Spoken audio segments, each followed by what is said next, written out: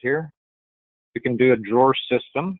That would be like a Grass Zargan or Bloom Metabox, Dynapros, any of that type of thing. Something where the side of the drawer box is part of the drawer slide. If you go ahead and select that for me, Ray. Then we only get 3 tabs of information, so we have less information to supply. The second option in there is a purchase drawer, which means we're going to buy that out, in which case we only have a couple of options, a couple of tabs worth of information, and then the last one is in-house production. Hey, we're going to build it ourselves. So we'll set up the in-house production, then we'll make a copy of this, and we'll call it, the FLEAD standard buyout. We'll be able to adjust from there. We can supply manufacturing information at this level. Remember, manufacturing information gives us part names, or is it in the bill of materials, so on and so forth. Next, the connection situation. So this one is set to a concealed bottom mount.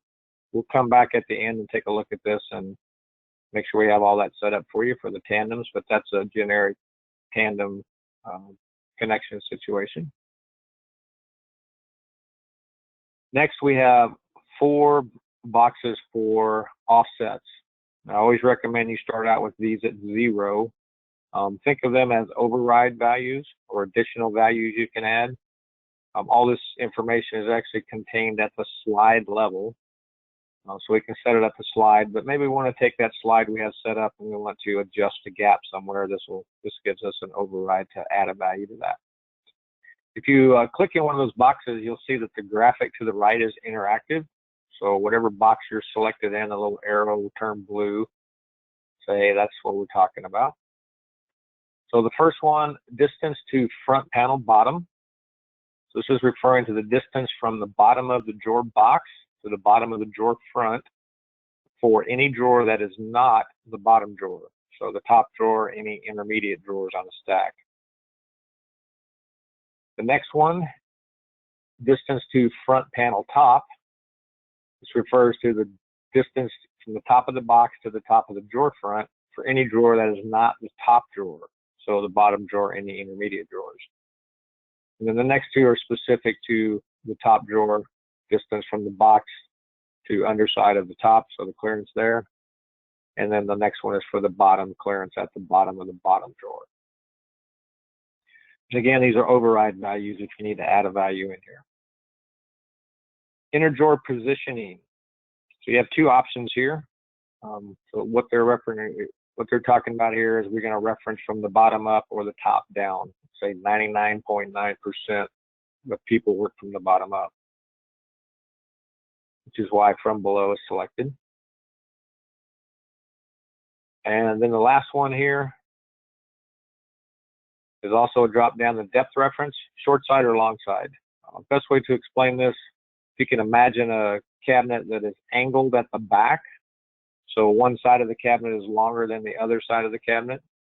So basically in that scenario, which side do you want me to select the drawer slide depth off of? And almost everybody would say the short side. My box would hit the back if I picked the long side. So we'll stick with short side. Any questions on this particular tab? Or does all that make sense?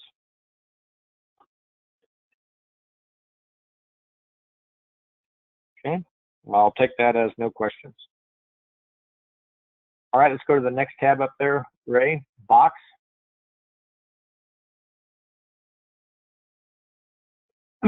So first of all, we have a slide insertion reference. And you can work from the bottom, the top, or the center of the drawer box. These are under mounts, so we're going to work from off the bottom. Although maybe if you were using like an Accurite or a KV ball bearing type slide, you might work off the center or the top.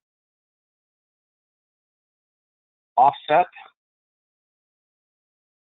For tandems, we're going to offset the drawer in the X direction, -5/8, and in the Z direction, -0.55. So this allows us to set up that undermount tandem type drawer slide. Those are the manufacturer values. Of course, they can be changed to whatever you want them to be.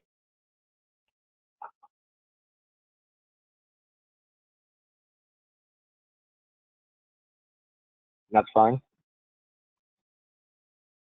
At the bottom, we have drawer dimensions. So on the left side, we have the heights. Right side is the depth. So first thing we see is a check box, fixed drawer height.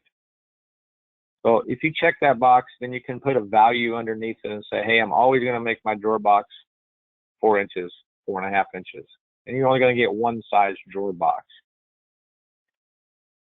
If you uncheck that box, then we're going to first look and see if there are any values in that big box to the right. If so, those are the drawer heights or rip heights that we're going to use. If we were to delete all of the rip heights, then it would automatically pop maximum in the box to the left, meaning we're going to make the drawer as big as we can in the opening. So tell me what your company does. Do you do rip heights? Do you maximum? Do you do only one size?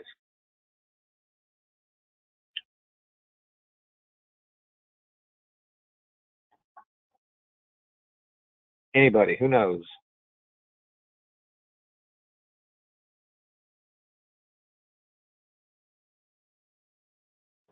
Yeah, Larry, it's me.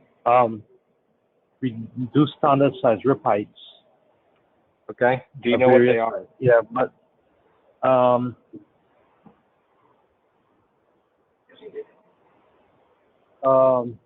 don't remember offhand. Is it in eighths? SH? Okay, so Ray, you can right click on these and delete each one. You got to pick them one at a time there. Okay, just right click, delete. And you'll see when they're all gone, it'll pop maximum in that box to the left. But then you can right click and say new inside that box and start adding whatever sizes you need. So what sizes are they?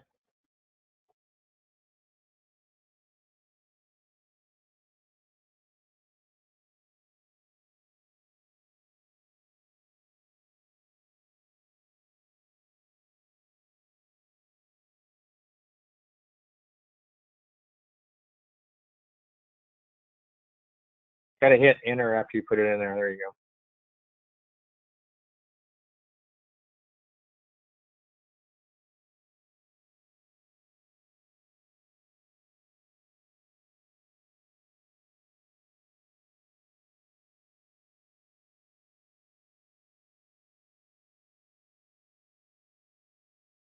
Okay, so while he's entering that, what the program does with this information is looks at the available space inside the opening, and it will select the largest size that it can to fit in that opening based on your rip heights.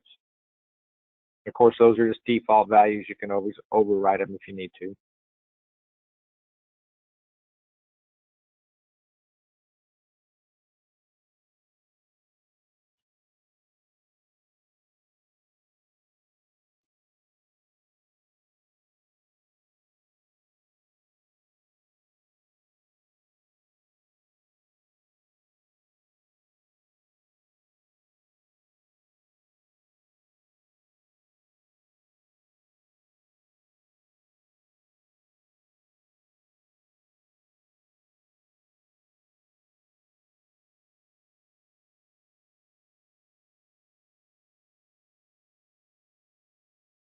Sorry, I think we're gonna stop there. I think we can keep going, but in height. But we basically go like every half inch, and either 1/8 inch or 5/8 increments for each inch height. Okay, in height. And what's the largest box that you build?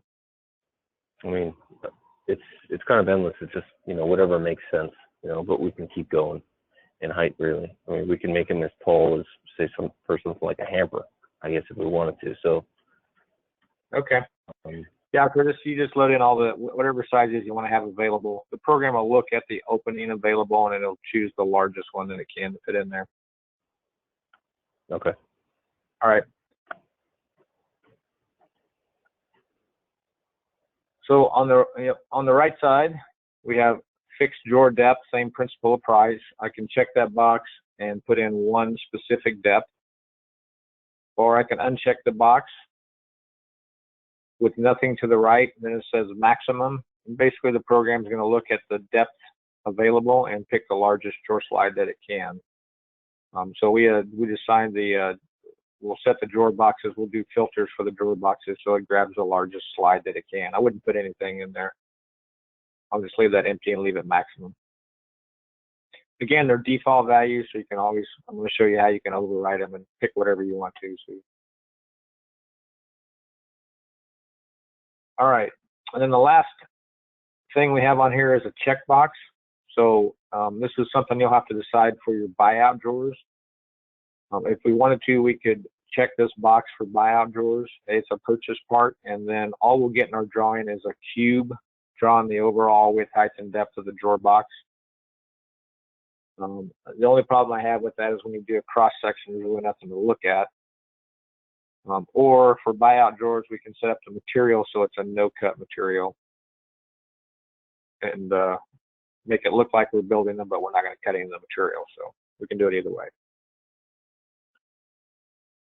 All right, any questions on this particular tab? Nope. Okay, good, all makes sense. All right, let's go ahead and go to the front tab. So first thing we have here is a checkbox, insert front. Are we going to have a drawer front with this, or are we not going to have a drawer front with this? By default, it's checked. Yeah, I want to have a drawer front with my drawer box. But of course, maybe you're creating a rollout drawer principle and you don't want a drawer front. So in that case, you would uncheck that and you wouldn't get the drawer front for it. Part definition for the drawer front is set as a variable. We'll get into your variables tomorrow and set all those. Manufacturing information, again, we can assign it at this level. And we also have a thickness override here. Just like we saw in the article designer, we could override the drawing thickness for the drawer front, although it's still going to cut out of whatever material we have selected, so don't have a good real world reason to do that. And then the last thing we have is pull, listed 3 times. So this will let us put whatever we want to on the face of the cabinet, whether it's a pull or a lock. And this one has a default called I pull drawer middle. Basically, it's going to put the drawer handle in the middle of the drawer front. And when we get into hardware, we'll work on setting up exactly where you want to place those. It works off of a linear division, so it's very, very simple to locate the drawer pull. If you hit the ellipsis next to that for me, Ray, so this takes us to that level we looked at yesterday called pulls and locks. And we saw this yesterday, and we went through the element manager. So not very many settings on this, just is it a pull or a lock, and what's the connection situation that we're going to use.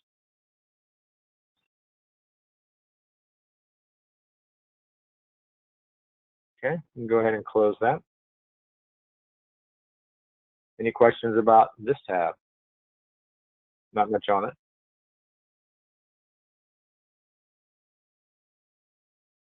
All right, we'll go to the Elements tab. So the Elements tab, this is where we're going to set up how do we want to put this drawer box together. So the first thing you notice, there's a little graphic there on the left, and this graphic is interactive. You're looking down on the top of the drawer box in plan view. So right now he has the bottom selected in red. That would be the front of the drawer box. The top would be the back of the drawer box, and then left and right. So as you select a side, all the information on the right refers to that particular part. Okay, and you'll see he picked close to the end of that, so it changed the connection there, but we'll fix it as we go. All right, let's go to the right side. We're working on the front of the drawer box. Top right, there's a checkbox that says drawer side. So all of these are called drawer sides. It's to the front side, back side, left side, right side. And if we wanted to, we could uncheck that box. Hey, I don't want a front on my drawer box. That's the way you wanted to build it.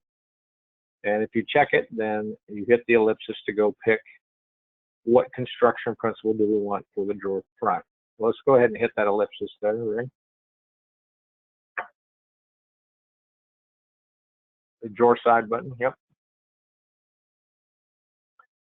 So this takes us into construction principles, and you'll see that this is in the side panels category. So we only have the 3 properties. What's the part definition? Does it get line boring? And what's manufacturing information for it? As we know, hopefully we learned from yesterday, the part definition carries the material. So we're going to hit the ellipsis on that first. So we'll see the part definition for the drawer front. Yep, part definition ellipsis. And we're looking for a couple of things here. What's the core material? This is set up as a variable. So we'll set those variables today for that material. You said it was a 5/8 material. So we'll set in a little bit, we'll go set the variables for the material for the front and back and the 2 sides. And then we've got edge banding on the top edge of this. It's also set to a variable, which is EDG drawer, which is equal to whatever we have for our interior edging. Same thing that go on shelves typically. All right, so you can go ahead and discard that. We'll keep that one. That one should work fine. And you can apply or close there, doesn't matter. Next, we have a button for the part definition for the drawer bottom. We're going to go ahead and hit that. This also has a variable material assigned to it, which we'll set. What's the material for the drawer bottom? What is the material for the drawer bottom? Is it also 5/8? Or are you doing 1/4 inch dado in? What are you doing there? We do 1/4 inch or 3/8. It depends on the size of the drawer. Okay. So we'll set the material for the drawer bottom. We'll probably default it to 1/4 inch, then we'll talk about how to switch it out. And of course, no edging assigned to it, no machining assigned to it at this point. Let's go ahead and apply that, or close either one. All right, next we have our joints. These are similar to the trims that we saw in Article Designer. So how do we want to trim the drawer front? Again, we have the drawer front highlighted. How are we going to trim that on the previous side? Remember, going around counterclockwise, so on the left. And then how does it trim next? Right. And then at the bottom, where the bottom is, that's going to be long. So you said you do a blind dado of some time, or is it a shoulder dado, rabbit? How exactly does it go together? The rabbit dado? Okay, so you're going to dado the fronts and backs into the sides. Full thickness of the material? It's actually like stop dado. All right, add 2 of you at once, so one of you say it again. It's actually a stop dado. It doesn't come through the edge. It stops inside the edge. So the dado is actually hidden from the outside edge. Okay, so it's a blind dado. Is it blind top and bottom, or just at the top? Just at the top. Okay.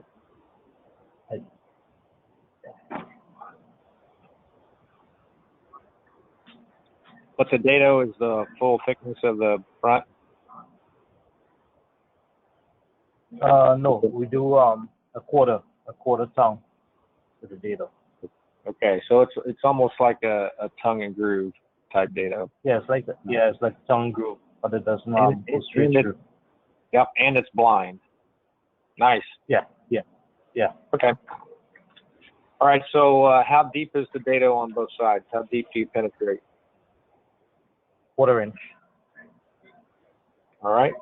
So we have in the oversize, we can oversize at the top of the drawer front.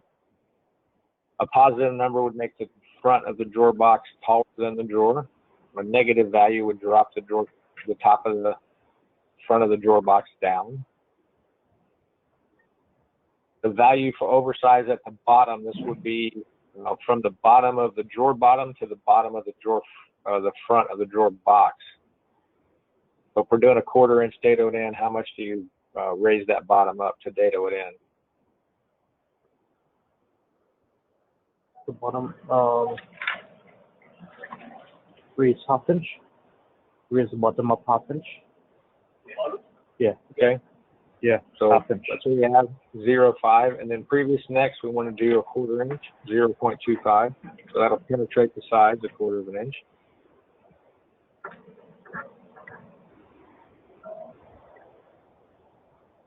Yep, both of them.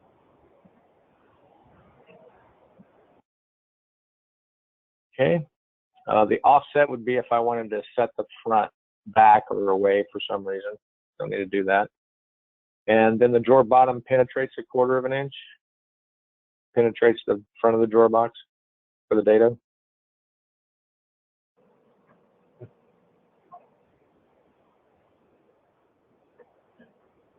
There's actually a question. Yeah, okay, good.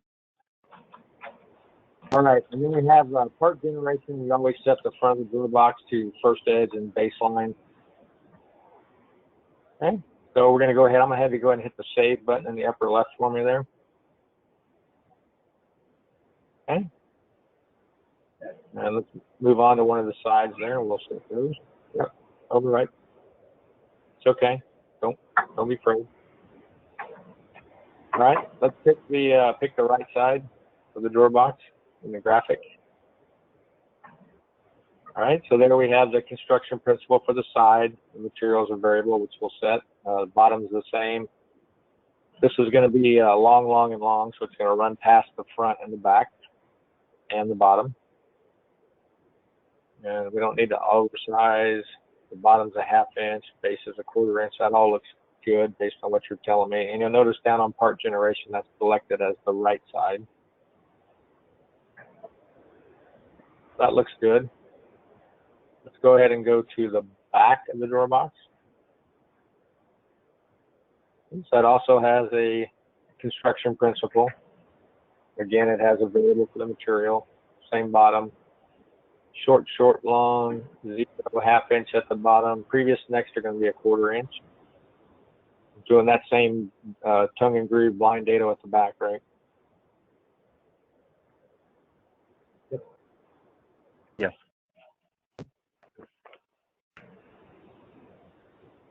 So A, oversized, previous next 1/4 inch. That'll extend the back into the sides 1/4 inch.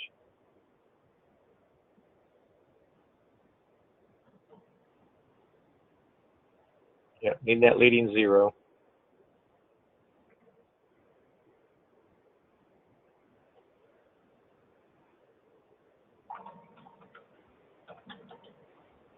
Okay. Go ahead and hit the save button in the upper left there to save that. And then the left side, that should all be good. Let's just take a look at it. Our description principle, long. Nope, those are going to stay 0. You're not going to extend those. All right, that looks good. All right, now at the top, above the graphic, you'll see 4 buttons.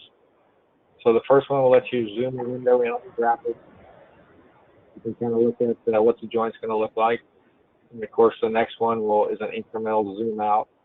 Third one is a zoom all. And then the fourth one with the 2 blue boxes and the slash kind of gives you a little graphic view of what your drawer box is going to look like. Let's hit that, take a look at it.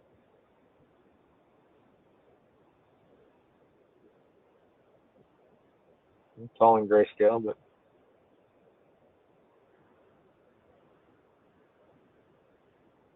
I think that gives you a little graphic there.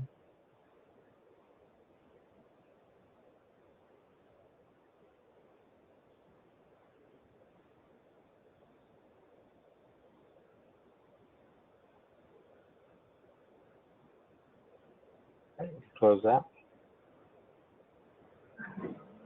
All right, any questions about what's on this tab? Oh, and this one's also selected with the left side at the bottom.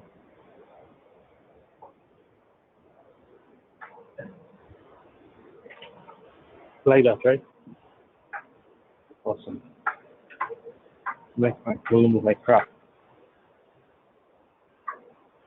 What's the question?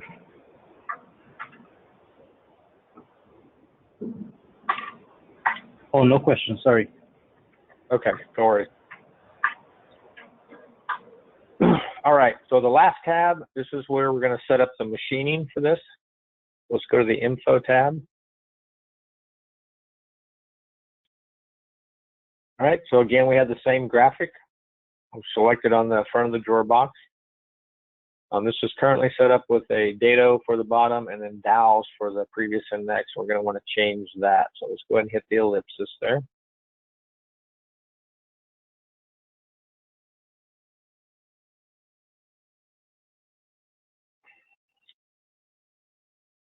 And let's look at folder, come down in the folders there in the middle to Dado Rabbit.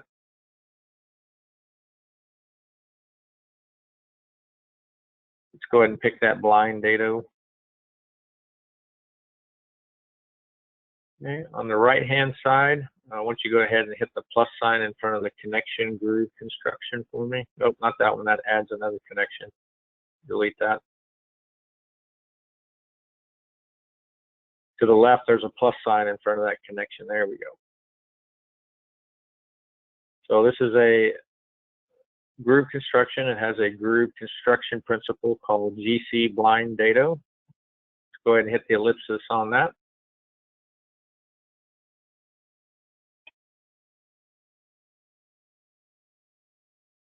All right. Let's go ahead and rename this. We'll maybe call this something like P&G blind dado drawers or something like that, so we know specifically for drawers. Whatever makes sense to you guys. I'm just a suggestion.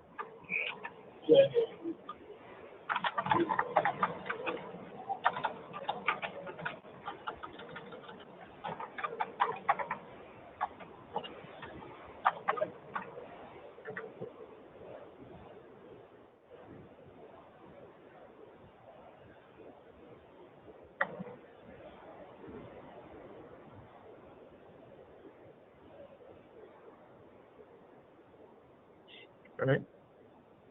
Save that, add it to the list.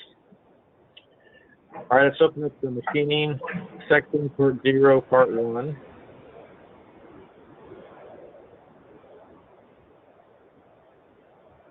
Yeah, just hit those arrows in front of part 0 and part 1 to open them up. So we're actually going to be machining the sides and the face.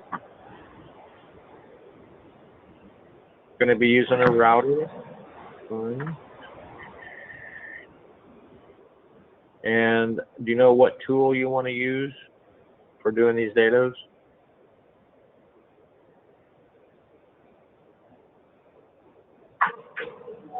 Quarter-inch, tool number 8. All right, so we're going to go ahead and create what we call a tool profile. So we'll be able to grab this tool profile and assign the right tool. So we'll go ahead and hit an ellipsis there. This takes us to our profiles. You may recall profiles are anything you can do to an edge, but we can also use them to call a specific tool. I'm going to have you select down toward the bottom PRF 00. We'll start with that one. And we're just going to call this T8, you said? T8? Yeah, T8. T8? Yep. Go ahead and save that, add it to your list. I would recommend adding a folder called Tool Profiles or Epley Tool, something like that, so you can store them all in there. Maybe scroll up to the top there. Yeah, scroll up to the top. Close that Melamine Edges folder.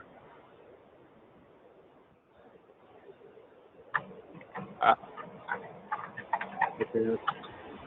That's fine, you can add it this one.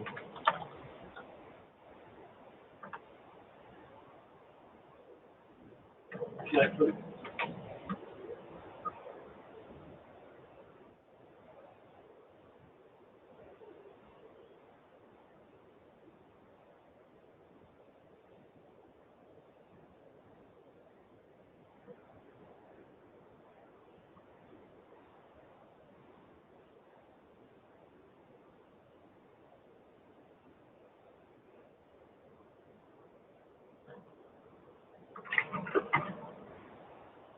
going to be all the way at the bottom.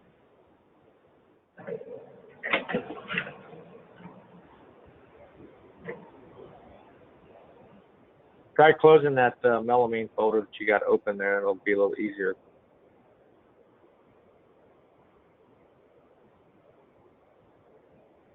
There you go. So you can just create the name of your whatever tools you want to call here. Make it nice and easy. Eventually we'll put a list in here of all your tools, but for now we'll just apply this one. You're going to use that for both the side and the bottom.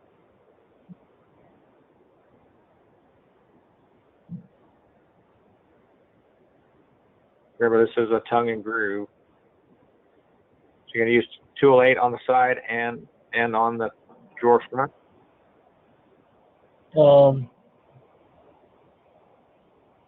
Probably. All right. Okay, so linear division next. Right now this says 0, 1, 0. Your graphic shows you that that's a full dado. But that's not what you want. You probably want, what, 0, quarter inch to 1? Yep. Let's try that for that linear division. You'll see your graphic changes to show you what you're getting, so I can always adjust it. You see the linear division over here. Right under the profile name for part 1. Yeah, so just click in that box. We're going to do 0, 0.25 inches, colon 1.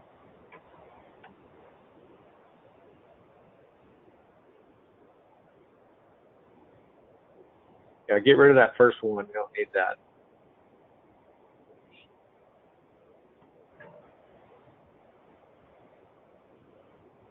So something along those lines. See the graphic over there?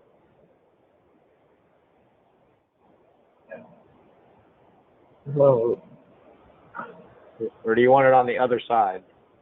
yeah, on the other side. So switch the 1 and the So 1. 0, flip them around. Yeah, 1 1/4 inch to 0.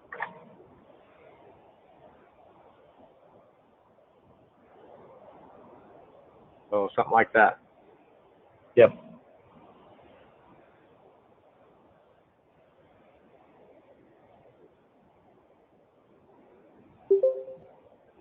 Okay, so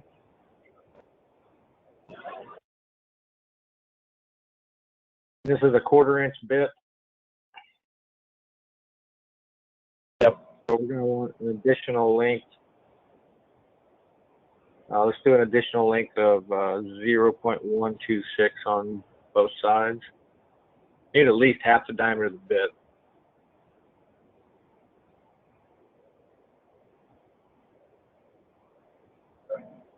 Just wipe those out, 0.126.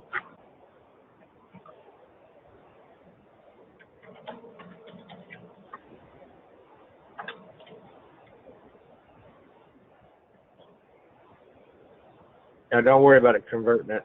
It'll convert it back when it sends it out. All right, let's look at gap.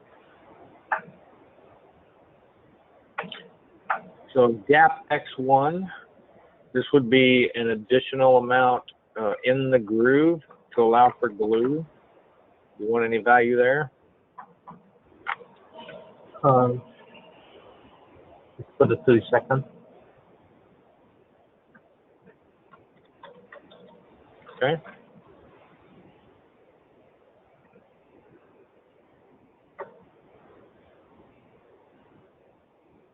And the X2,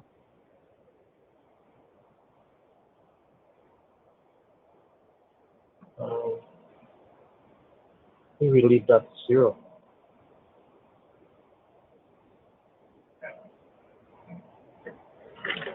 You guys want that as 0? X2? That's to the bottom. yeah, that's going to be right there where it hits the side. Yeah, that's 0. Yeah, we leave that as 0. Okay. Then the Y value, this would be for the width of the dado on the side panels to allow for any fluctuation. You see the graphic up there, right? Yeah, yeah. Do the 0. You can always, Okay, always type fit. All right, this looks good. And of course, we can come back here and adjust it if we need to. We'll save that Yeah. and apply it. Yep, save and apply.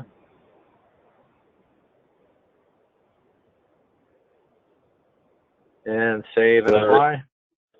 Yeah. Larry, we got a little call behind on that. Just saving that T8 to a custom folder. So we're a little bit behind over here. We're trying to locate that. No worries. And all the groove connections kind of went away on us. Okay, go back to there for me if you would, Ray. Hit that ellipsis next to the blind data.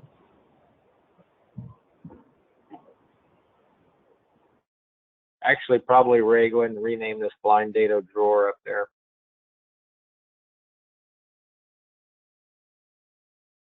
Just in case you need a different blind data. Yeah, save that, add it to the list. All right, and then hit the ellipsis next to your TNG blind data on the right here.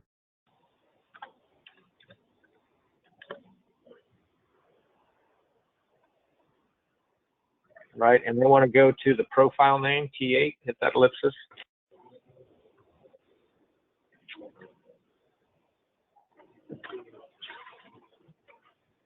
Okay, does that help, guys?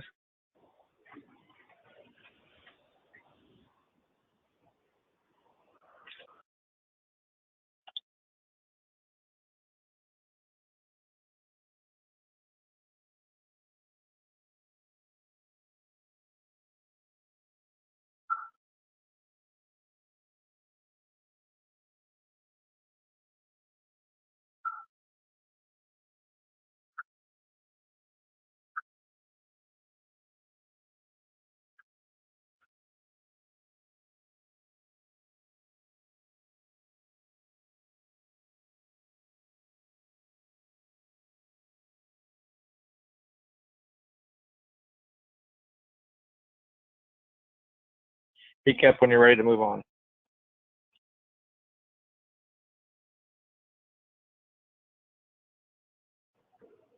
Sorry, 1 second, Larry.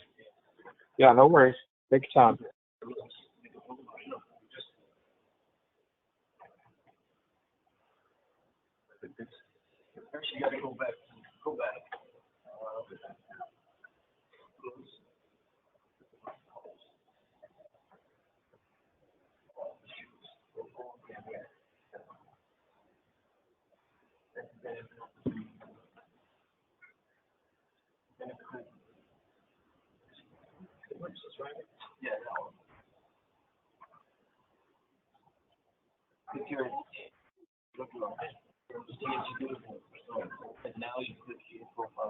I thought that was supposed to be T8. Mm.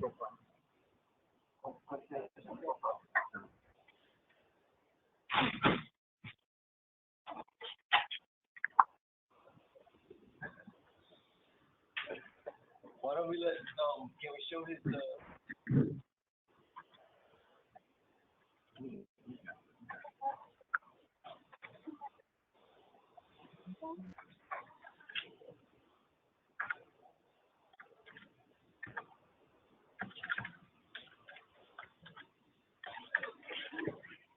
what's up?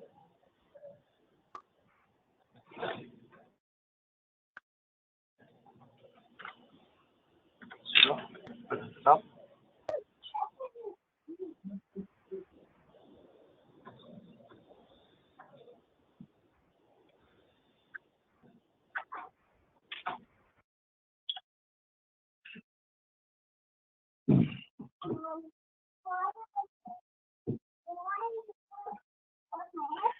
Ray, if you want to, you could actually drag that whole folder to a profiles and drop it on the very top on profile.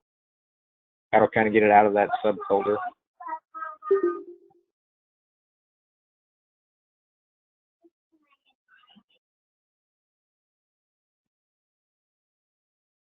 So when that refreshes, it will come back and be alphabetical, and then it'll be a little easier to get to.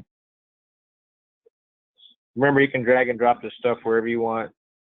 the SQL database does not keep track of the past, so just an organizational thing for you.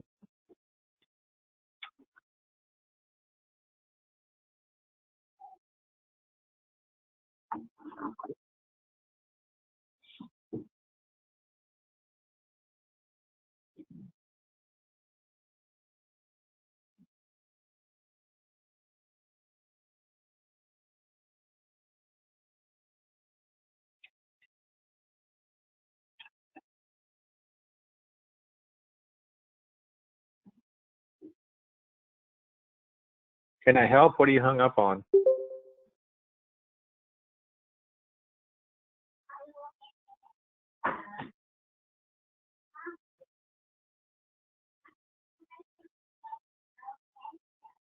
Okay, Larry.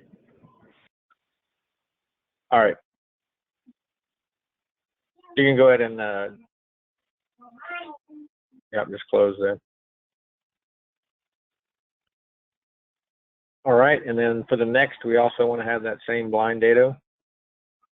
So the drop-down box gives you a list of all the connection situations, and they're alphabetical, if you want to get it that way. Actually, we made one that said blind data drawer, right? Or did we not save that? Hit that ellipsis next to that blind data up there at the,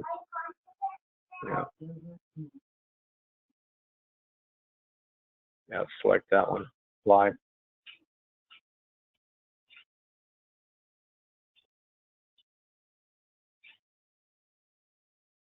There we go.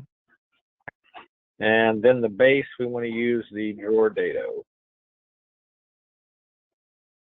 And that'll be a full data for your quarter inch. All right. So that's the front. That's the drawer box front. The side should just have on the base drawer data. So we get a captured quarter inch bottom.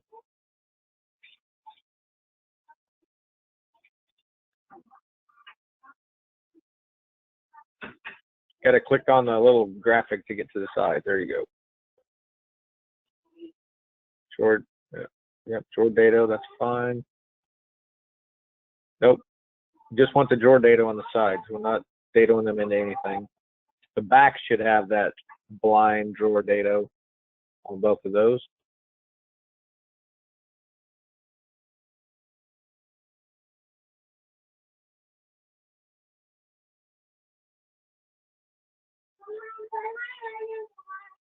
And then the left side, just drawer data. All right, you can go ahead and save that. Is everybody caught up? Anybody not caught up? Yeah, I think we need to run through those sides again. All right, so the front and back should have previous and next are blind drawer data, and the base will have drawer data. That's both front and back. It's the front and the back, both the same. Yeah, okay. Go ahead and then the back. The and the sides just have drawer data on the base field. Click aside for me there, Ray. Yep, we're good then. Okay, thank you. All right, make sure you hit the save button in the upper left. You save all that.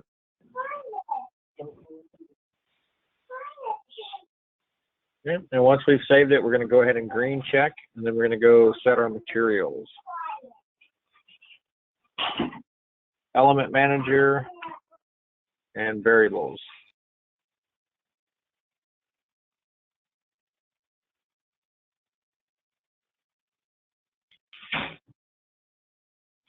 All right, so on the far left under the structure there, Ray, general rules, very bottom. Far left, general rules, yep, and variables.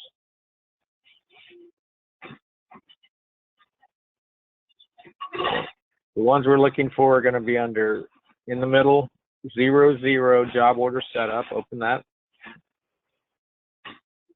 Very top folder. Yep. And then we're going to need number 10, material settings.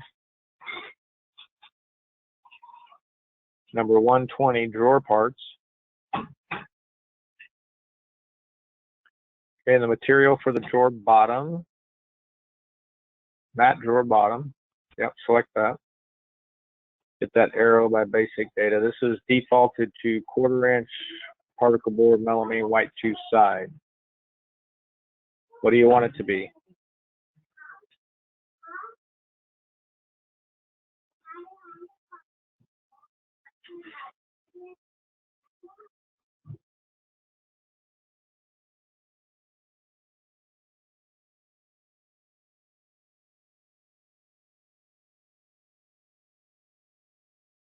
Is 1/4 inch maple in there? What is it called? 1/4 inch maple? Is that an option in here? Maple plywood? Yep. Go ahead and hit the ellipsis. If we're just going to go ahead and make it.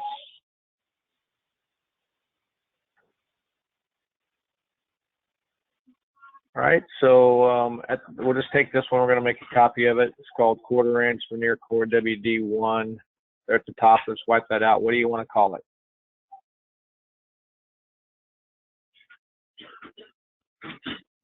So you can name your materials whatever you want. You don't have to use the underscores. You can use spaces. There are some characters that are illegal, like dots and stars and slashes and dashes, that kind of thing. But numbers and letters and spaces are fine.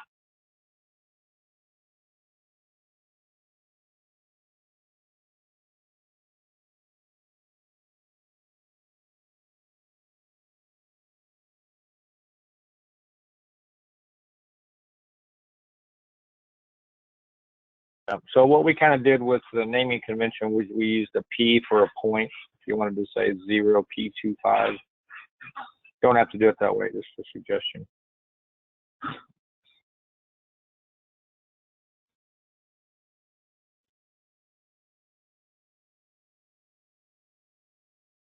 Okay. Is this, what's the core on it? Supply, okay. Is this what you typically call it within your company? This is what your guys in the shop are used to seeing?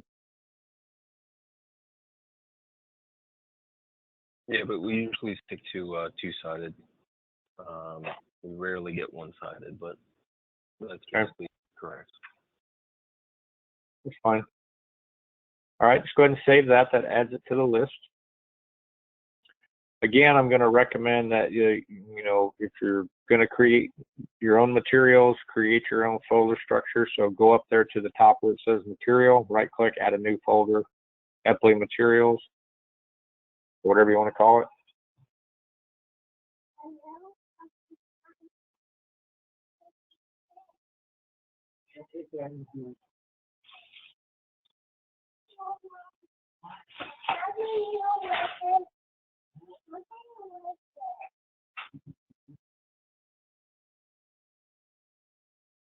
Okay, and then you can create a folder structure under this. You might have, you know, particle board, MDF, plywood, solid surface, or whatever kind of folder structure you want. You can do subfolders under that if you want to go by thickness, whatever kind of folder structure makes sense to you guys. Okay.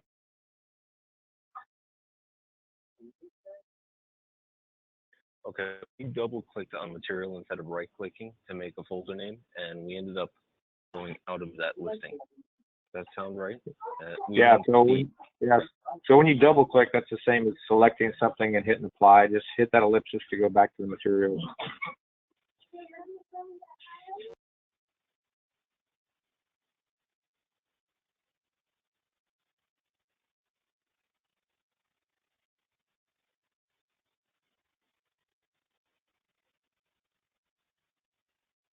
Like at the materials.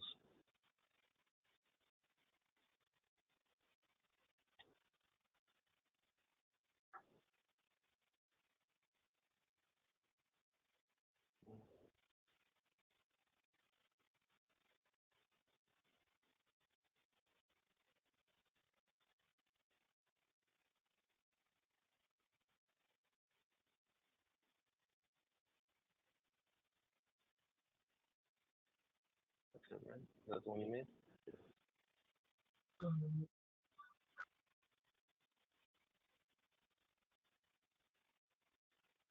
sorry about that. We have the material in that FZ materials folder now.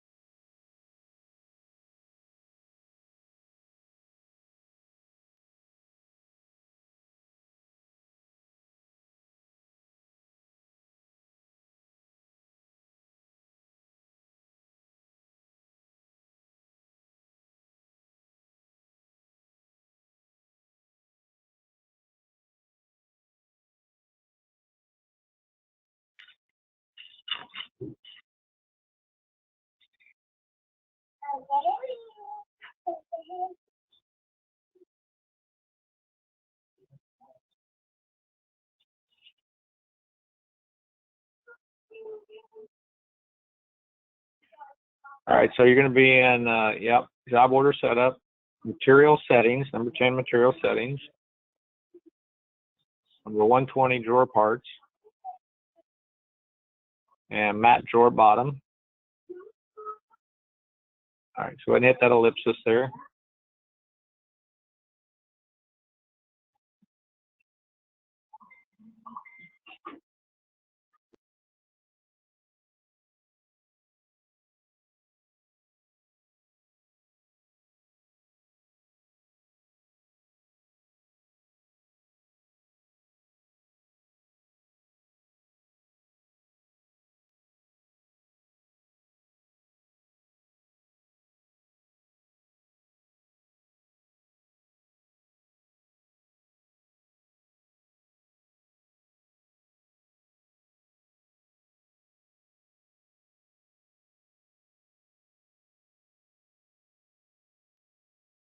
All right, so if you want to assign that material, you can either select it and hit apply, or you can just double click the name of the material. That'll apply it also.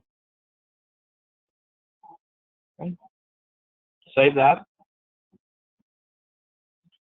All right, mat drawer front back, next variable down in the list. What do you want that to be? Hit your ellipsis and go make your material, just like we did before. So that's a 5/8 material, just rename it, whatever you want to call it. And then you can drag it up into your folder.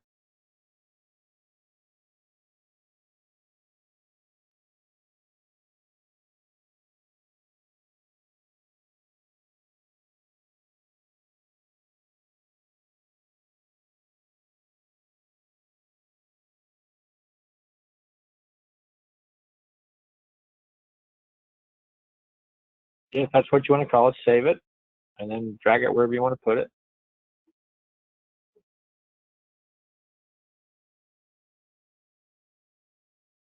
All right, now let's not go too fast here. Let's take a look at a few things. Let's open up the material measurements there. Make sure that your thickness is what you want it to be.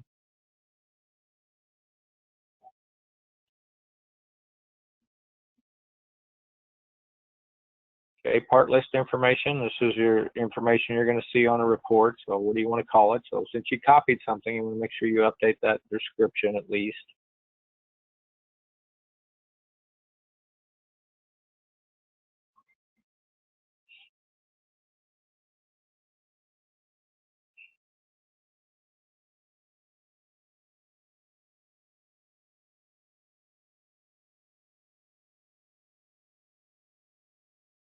And I would certainly get rid of that supplier EMOS. That's not your supplier. You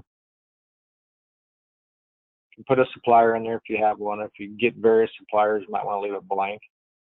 Material category. This is for hatching purposes when you do a cross section. Well, you can hit that ellipsis. We've got a bunch of default ones set up there.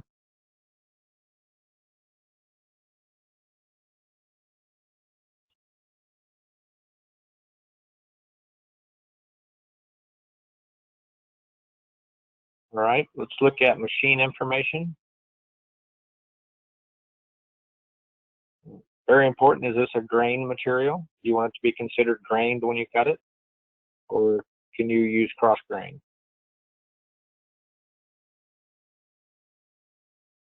I'm sorry, I was talking at the same time. What was that question? The laminate?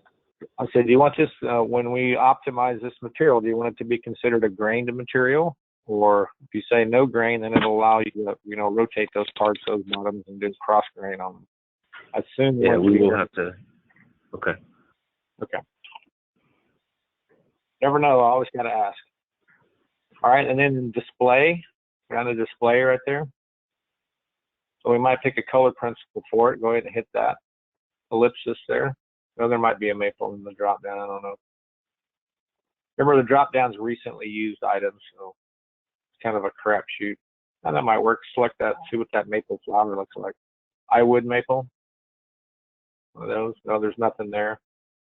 Try the I wood maple. Jackson. Roughly a maple. All right, save that. Probably want to check the 1¼ inch you made also. Make sure you got all that set correct.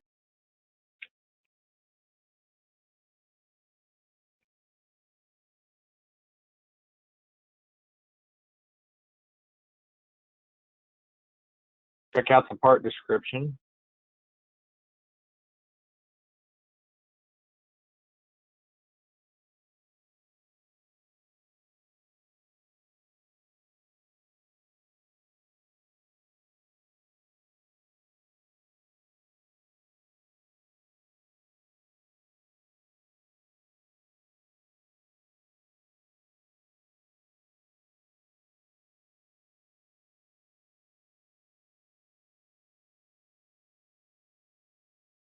Okay, if you're good with all that, save it.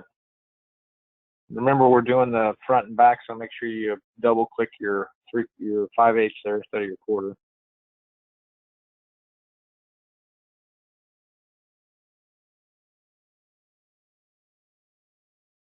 And I hope your eyes don't follow your mouse there, Ray, because it'd make me dizzy.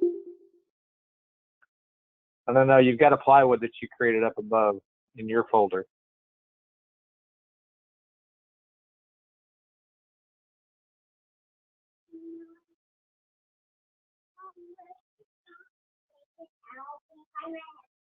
Save that. And drawer sides, I assume, are the same material. Next variable down. Now that'll be in your drop down. Yeah, recently used. Save that. All right, just hold right there. Is anybody not caught up here?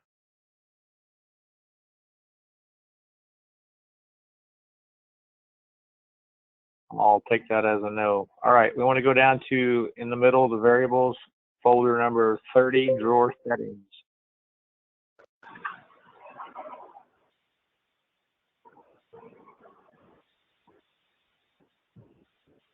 Okay, do you use drawer front adjusters?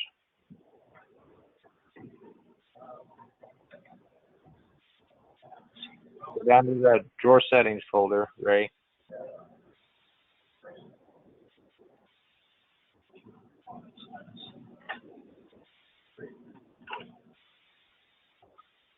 Drawer front adjusters. Do you use drawer front adjusters? I'm going to assume you don't with tandems, right? This little dollar sign. What's that? Oh, sorry about that. Didn't realize I was not on mute. Sorry about that. Okay. Yeah, so nope, just pick none out of the list there.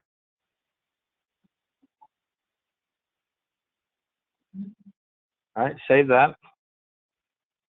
Next variable down, drawer type. We're going to hit the ellipsis and go pick the one you just created. It's in your folder at the top there, Ray.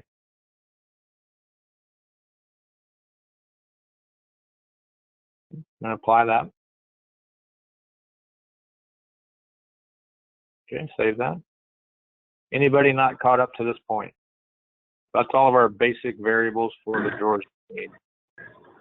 There, we're a little lost. I think that it might be best to switch over to our screen.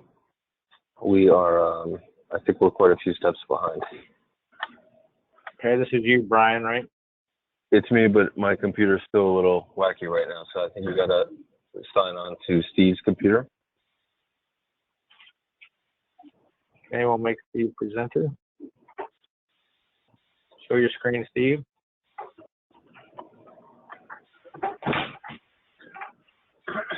So these variable columns and everything are on the left. I don't know what we're clicking, but things are going away sometimes, and it's just not looking the same way. Sure. Okay, so go ahead and hit the discard in the upper right for now. Let's see what you got here.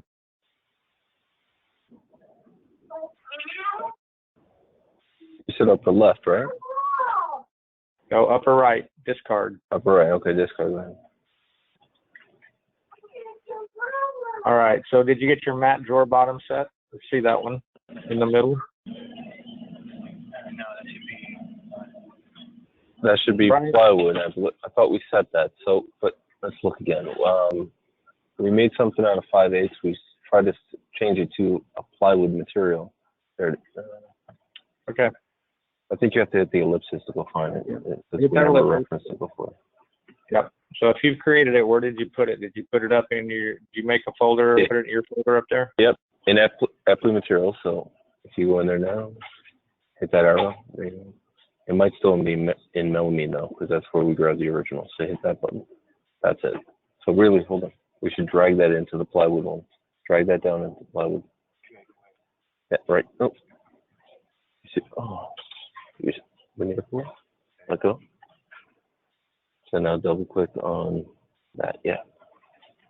All right, hang on, let's go back, hit the ellipsis again. Okay. All right, so we got our thickness, got our descriptions, pre-veneered. You want to check the grain, check box under machining information.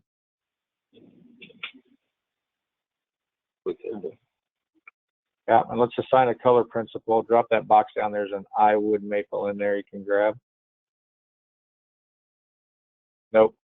Color principle, the next section below grain. Yeah, hit that drop down. Should be an I wood maple in here. All right, so that's what it's going to look like. That looks good. All right, save. Then just double click the name of your material there in the middle. You see there are 3 columns. One on the left says variables. In the middle it says materials. On the right everything's white. We're in the blue column in the middle. It says materials. Yeah. Double click your material that you just created. The white. Yeah. So that assigns it to that variable. All right, save that. Let's go to the next variable in the list, mat drawer sides.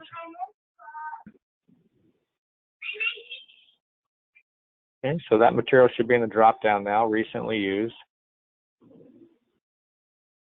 Go back up. It'll be up at the top. There you go. You want the sides at 1/4 inch or 5/8? Right. So go back in there and then the wire. Save. All right, now back in the middle where the variables are, come down to folder number 30, drawer settings.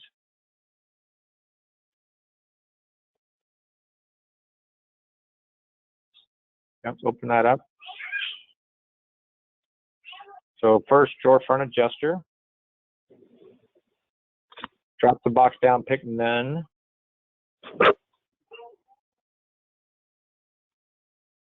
Nope, on default value, you're in the category.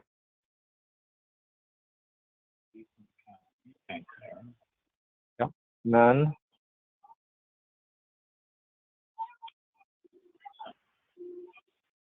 All right, save.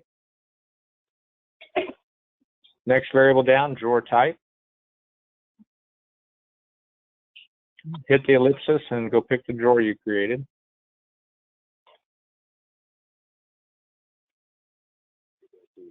The drawers.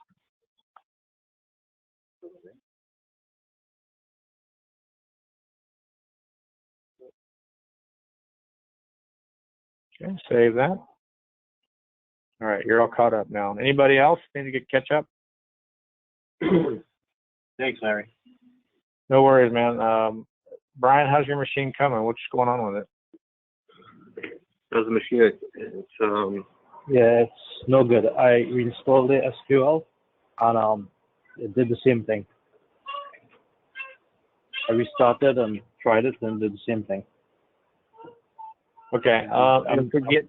If we get time when we finish up here today, I'll take a look at it. If not, we'll put in a text question and look at it. Yeah.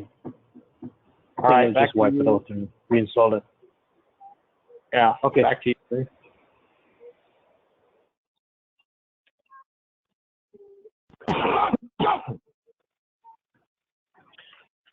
All right, so now that we've created our drawer box, our basic, and we've added all of our materials and set all of our variables, we're going to close out of the element manager. We're going to start a new order.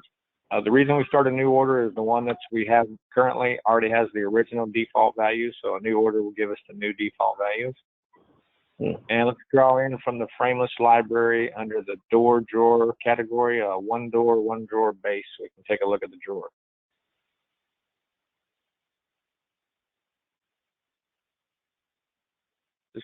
Just double click it to draw it right.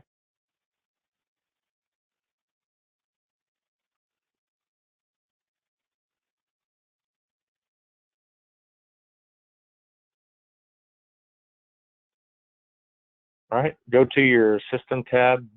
Nope, System tab, Visu Manager. Drag that up to render there, yeah.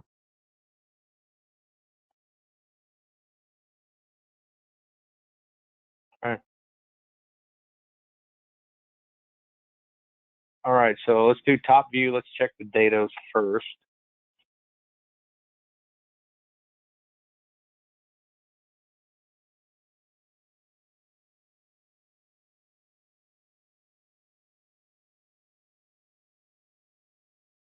No, switch your AutoCAD to top view. There we go. All right, so how do the datas look there, front and back?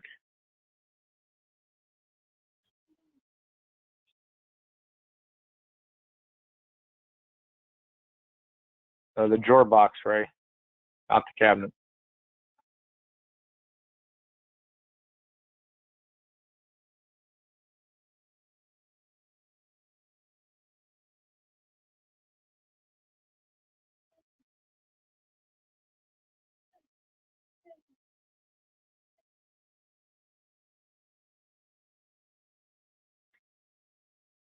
I think that's quite what we're after there.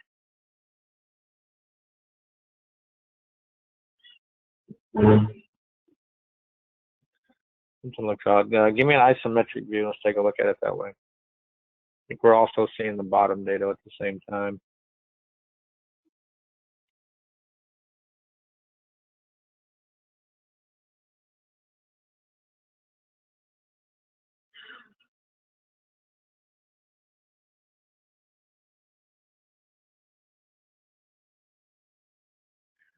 Use your AutoCAD, just move the drawer side out where you can see it by itself, or you can just isolate that part.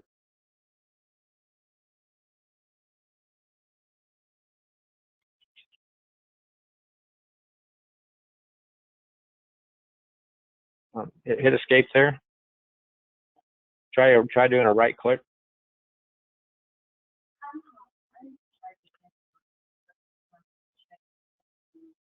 Yeah, so just pick one of the sides.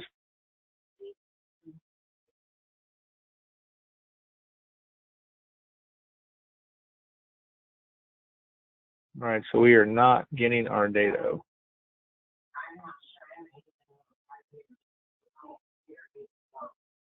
All right, let's go to Element Manager real quick.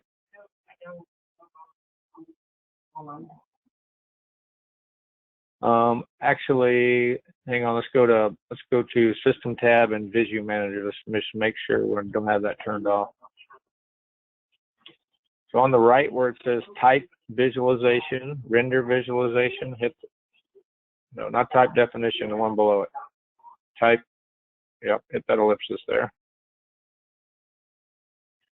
All right, let's set all these to Generate 3D.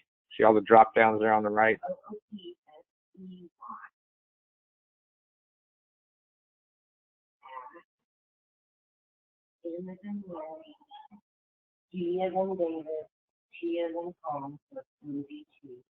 That one, visualize, yep, same on the second column. When you're done, you're going to hit the save button in the upper left before you hit the green check.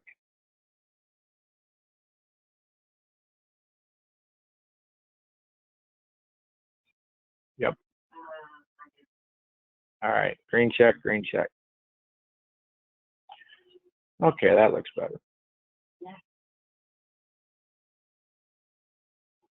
Okay. And you can right click on your isolate. Go ahead and show your elements.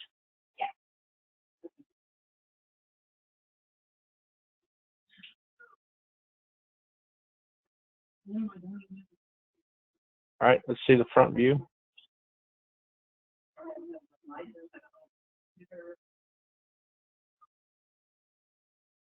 All right, so Rudy, you said you want this to be a blind dado, correct?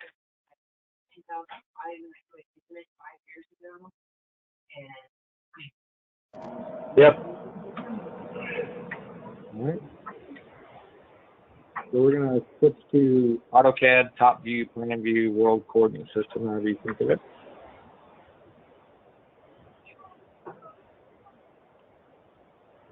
Okay.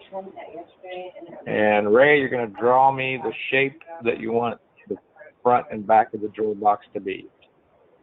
Whatever shape that is. This is going to be an outline geometry.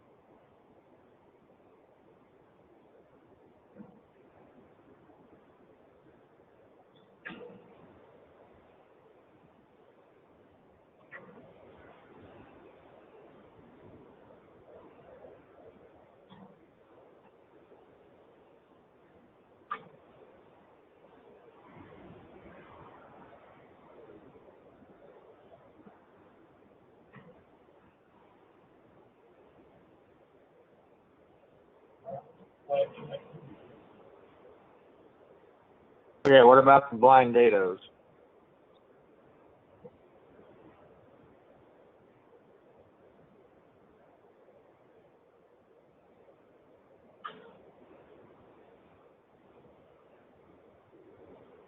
What do we do? Blind dados.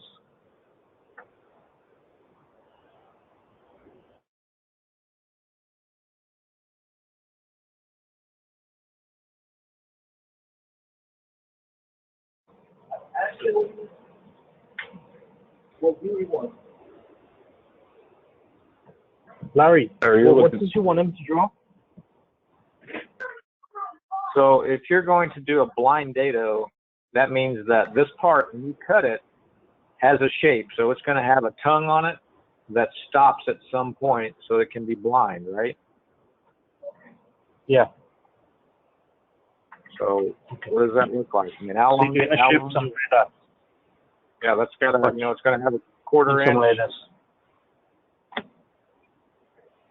Yeah, just the end result of the part. If you cut the part and you were looking at it before you assemble it, what does that part look like? You get 2 corners. The four corners chopped in.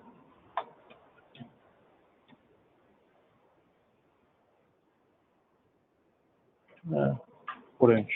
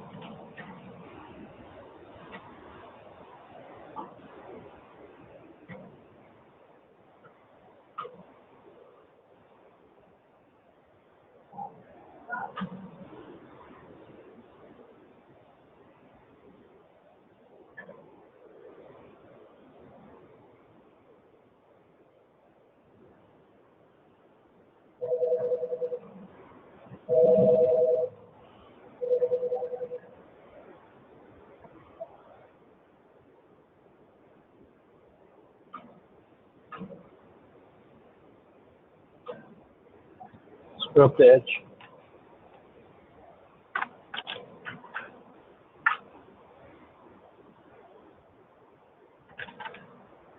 All right.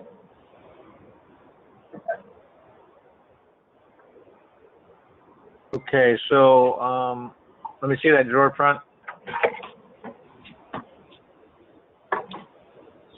So are these notches fixed values?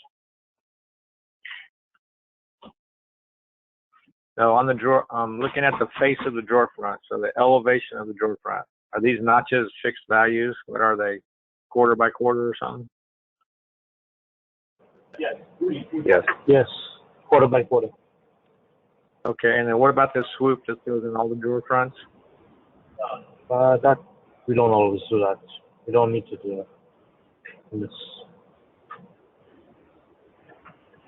Okay. And this is a closed polyline, right, Ray? Yeah, I believe so. Close polyline.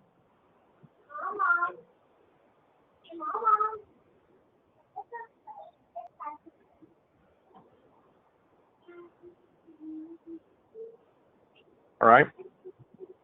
Does everyone else have this drawn up so we can follow along? Anybody not have it drawn up, I guess is the question. Yeah, we did not draw it up at the same time. Okay, because you want me to? Don't want to do this or what? No, I just didn't realize. I didn't know if I don't think anybody did. But So we need can. to cut this. We need to cut this drawer front to look like this. So we need to create an outline geometry to assign to the drawer front, so it gets cut this way, right? Okay, so All right, no problem. draw it up. Go ahead, just draw it up. Doesn't I mean, as far as the width and the height really don't matter. We're going to fix the values for the notch, so everything else will be parametric. So it can be any size.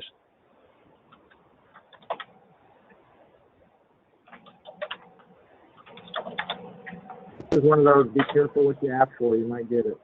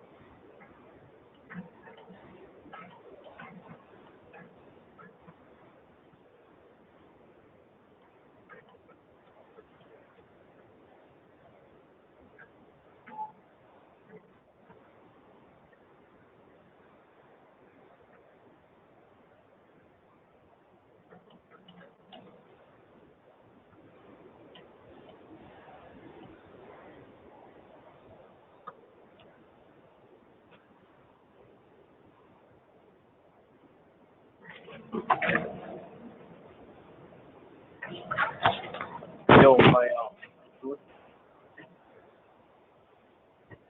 I got tongue in the front, tongue in the back. My feet. You understand me? I have nothing on the back. You want me to do anything? Go ahead.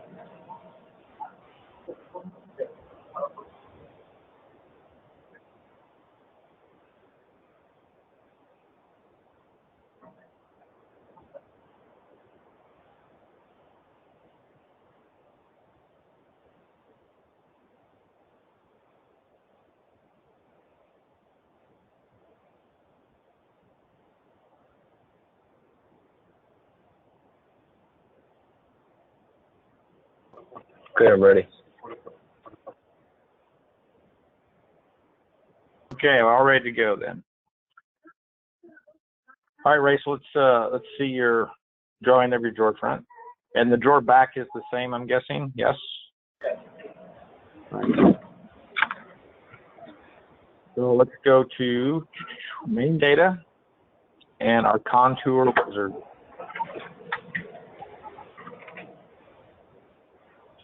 That little trapezoid looking button. Okay, so this is going to be an outline geometry. You may recall outline geometry can be used for the shape of an article or a part. In this case, we're doing a part. Next. And we're going to select the contour in AutoCAD. We've drawn it already. Next. And we need to give this a name, a unique name.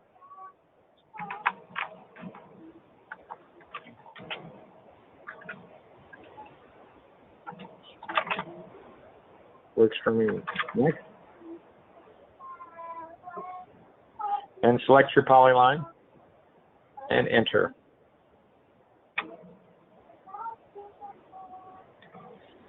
Okay, so we get a little picture of it. We're going to go ahead and say apply. That's what we want. All right, now we're going to go to the element manager. We're going to modify the data for that so we can lock in the values for that notch. So this comes down to, we're going to tell it exactly each line, start points, end points, what we want them to do. But let's go ahead and everybody, kind of take a break here. Let's go to the bathroom, get something to drink, stretch your legs, get your brain ready to go. Take 5. Okay.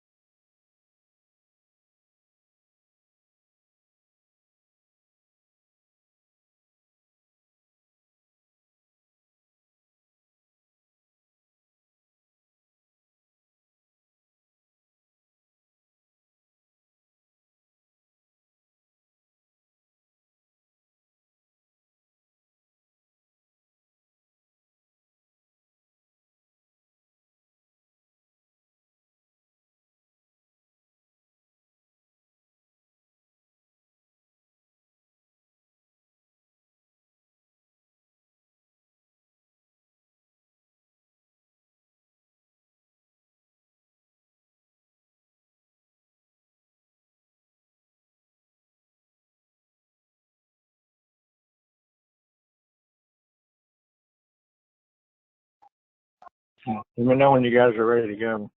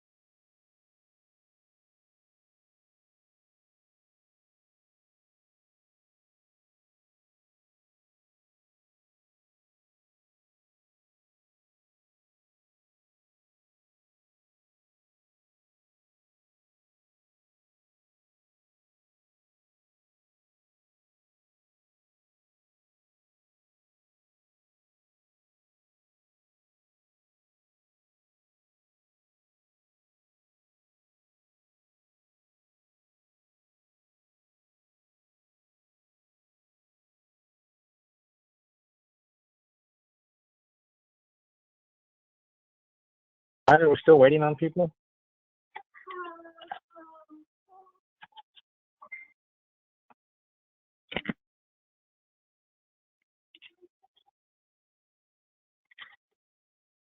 Hello, is anybody there?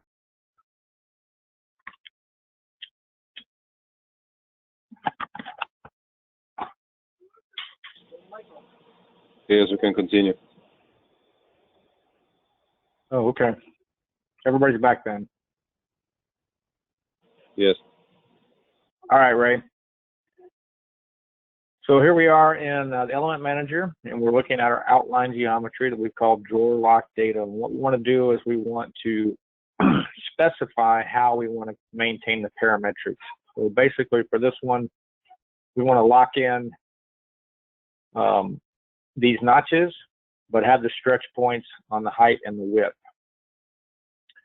So as you can see, we're on the starting point here. Everything just comes in relative, which means as we change the size of this thing, it's going to change relatively to the percentage that we change it in.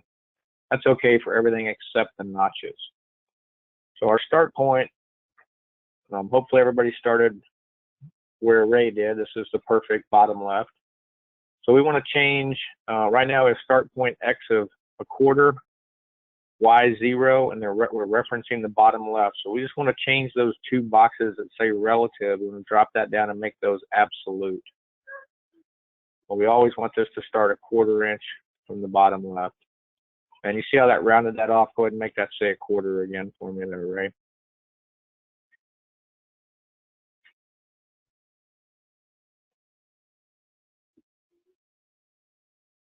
All right, we're going to hit the arrow by the first line.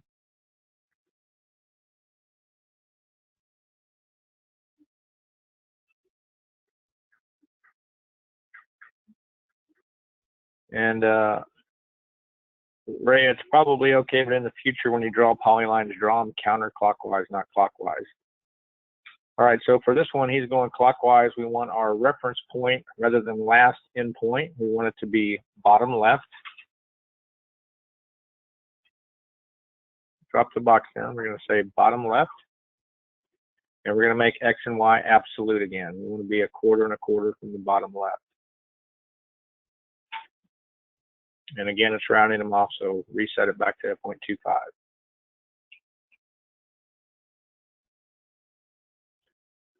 All right, next line. Again, this is bottom left. We're going to be absolute, absolute.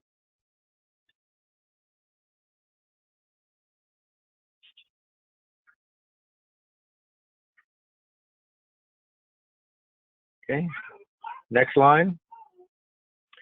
This one we're going to leave relative. This is going to be our stretch point. So as this gets taller, we want this to stretch relatively.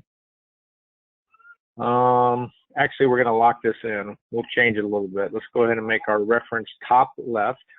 And this is referencing the end point of this line. So top left. X and Y are going to be absolute. X is 0, Y is 1/4.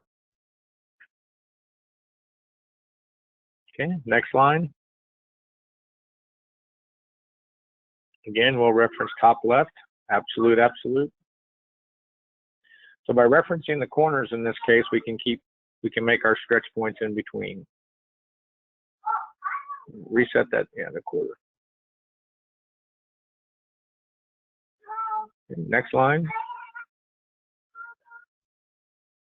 Top left again. Absolute, absolute.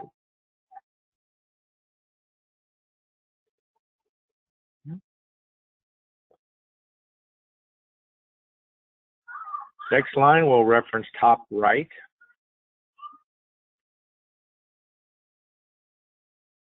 And absolute, absolute. Everybody see how this works? And of course, if we needed a particular variable, we could create a variable for this. But it's an absolute value, so we're good with it. Yep. This one will also be top right.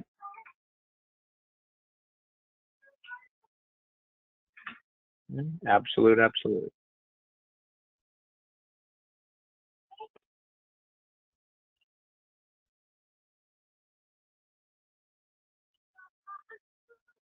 Next one, top right again.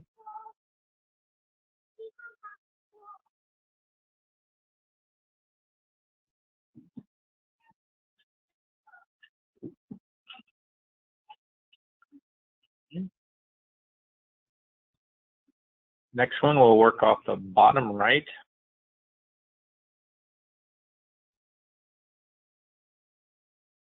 And absolute both again.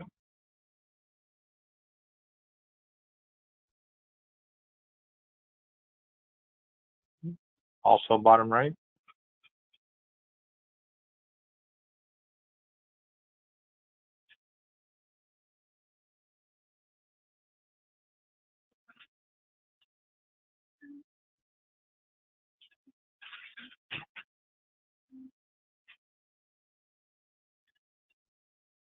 Bottom right again.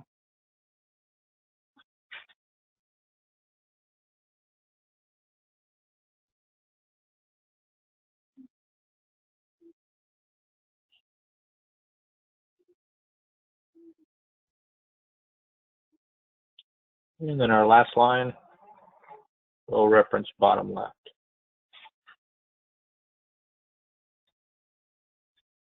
So basically, in this case, we're referencing all four corners for everything, so all of our stretch points are in between. Yeah, go ahead and save that. Anybody not done with this?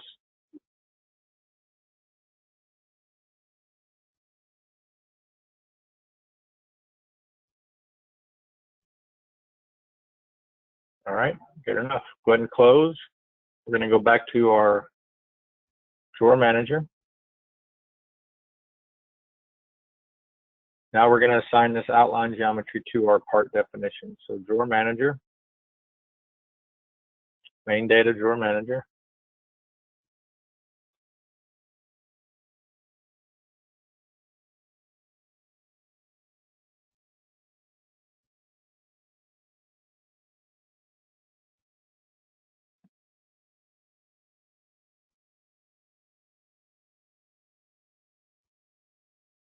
Ray, main data drawer manager.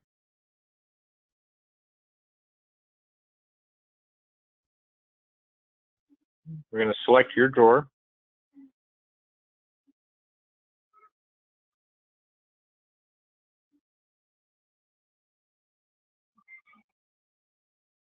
We want to go to the Elements tab. This is where we specified our construction principles. We're highlighted on the front, so we're going to hit drawer side up there. And we want to go to the part definition to assign the outline geometry. Get the ellipsis.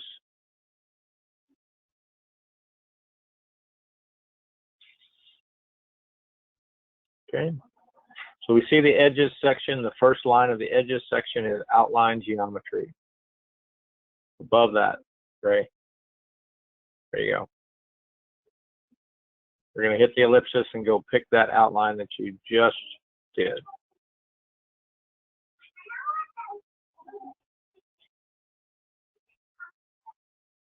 Just apply it, double click it, whatever. All right. Notice that we're still showing our edge is on edge 3 because that's what it was before.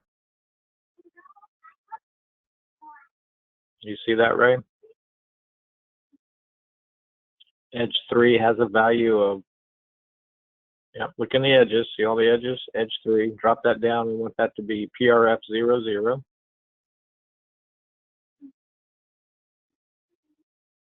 Be at the very top of the list. PRF 00 means no edge treatment. And then we want to assign to edge 7 in this case. Yep. Yep, right there. Drop that box down. EDG drawer should be in the list there.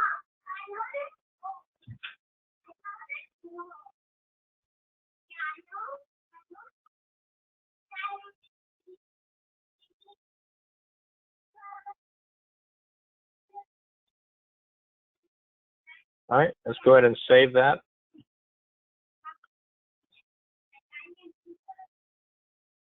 You can apply it back. And apply. Now we want to do the same thing for the drawer back. Go ahead and save. Yep. There you go. Drawer side, part definition, outline geometry.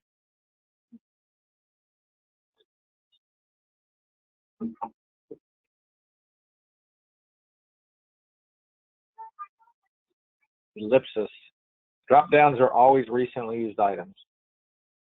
Ellipsis to go to the item.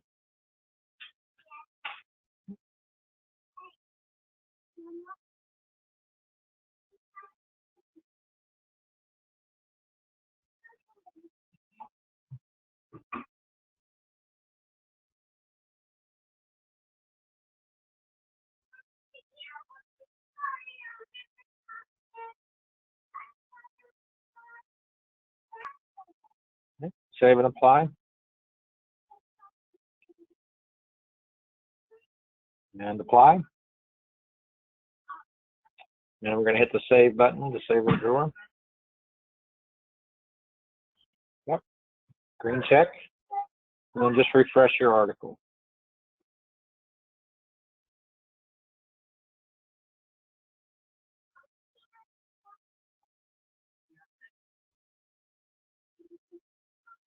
That is not your article.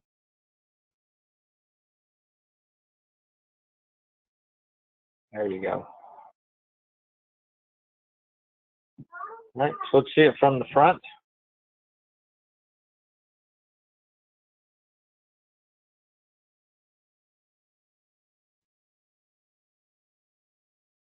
Looks pretty good. Once you do an isometric view, and let's isolate the parts of the drawer box. So we're just seeing that. Remember how to isolate?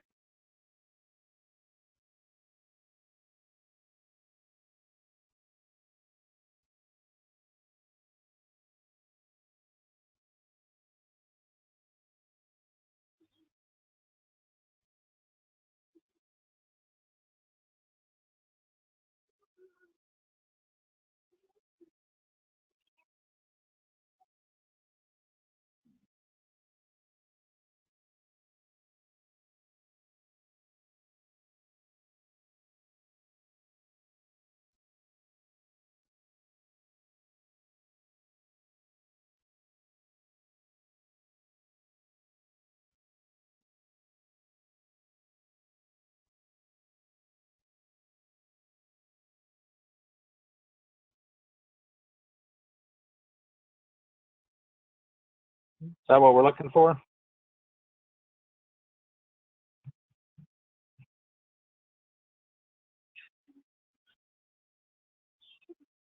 Yep, I see that to be a problem.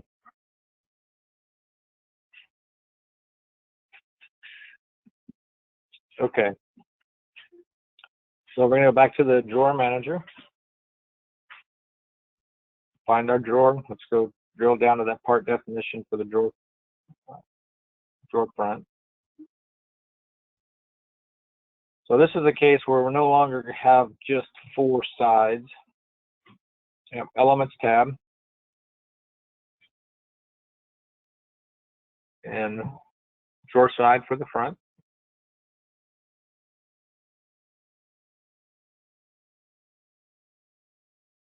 Part definition. So we're going to assign our dado to the actual edges. So 4 and 10. Hit the plus sign by 4 to start with.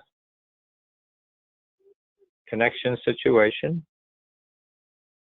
Hit the plus sign to the right there to add one. And we will go get our blind dado drawer. Yep.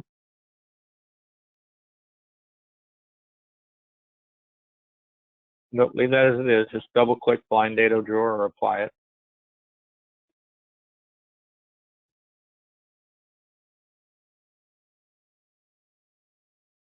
And also edge number 10.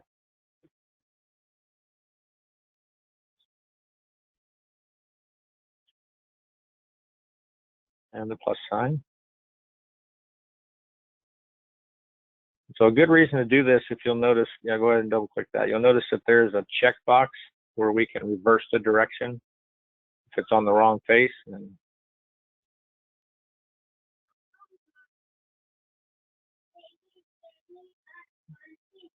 apply that. Do the same thing for the drawer back.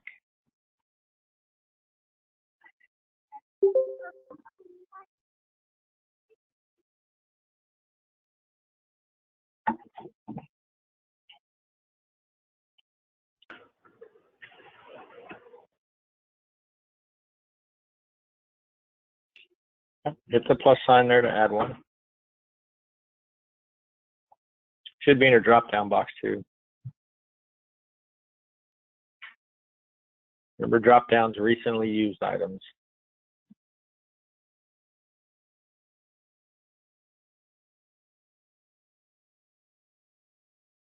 You got to hit the arrow in front of connection situations to open it. There you go.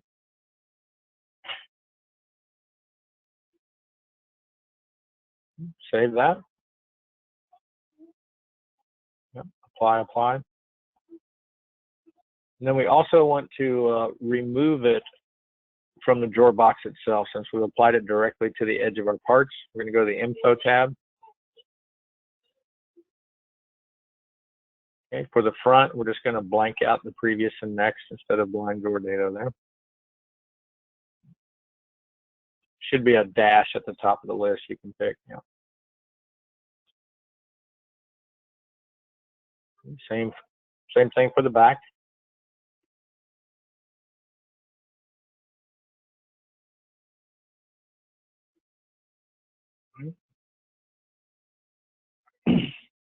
Screen check and we'll go refresh.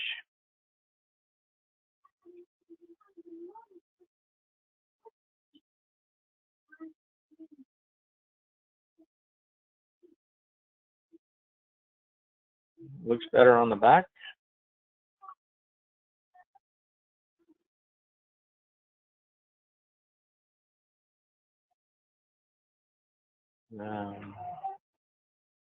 Not looking right on the front. Let's take a look at that front. All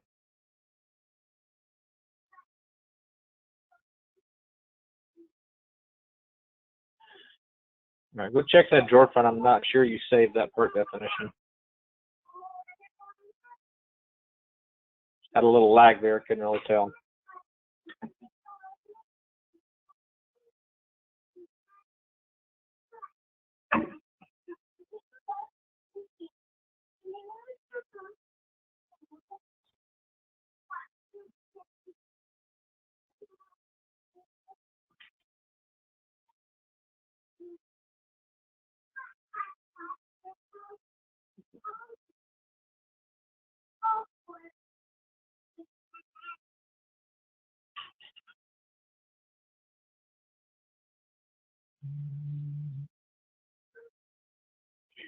Yeah, I don't think you saved it. Go ahead and add it.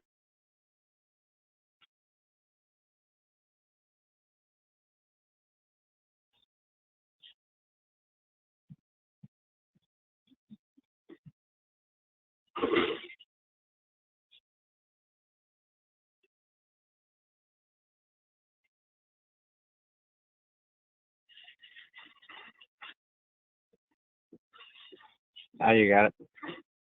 All right, apply, and save.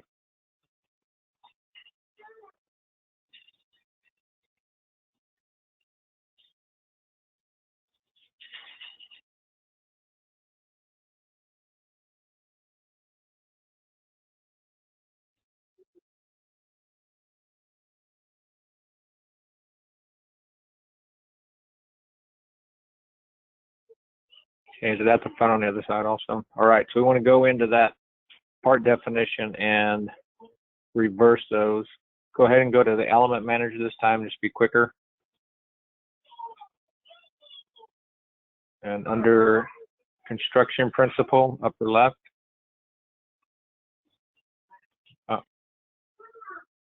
Parts, part definition. You go right back to the last place you were. All right. So on the connection situations, just check the box to the right that says reverse direction.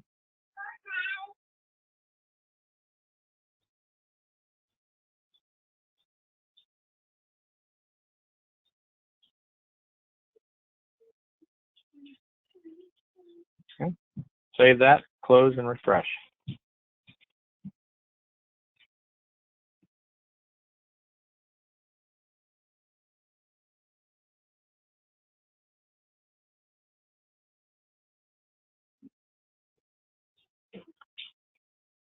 That looks much better. I would say isolate the box just to verify. We can double check it that way. That looks good though. That's what you're after, right, Rudy?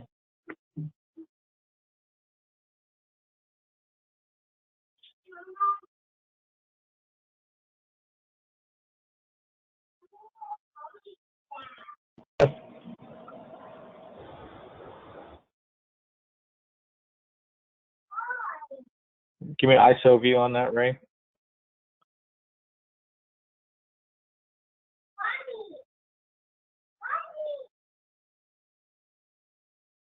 That looks good to me.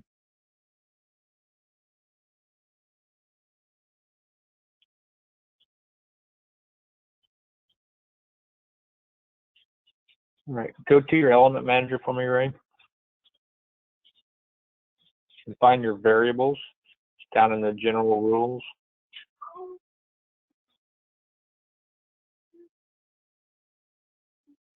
And let's look at that drawer front adjuster again. You got that set to none. None. Okay. Just checking. That close. Did everybody get that done? We're all good? Does anybody need help?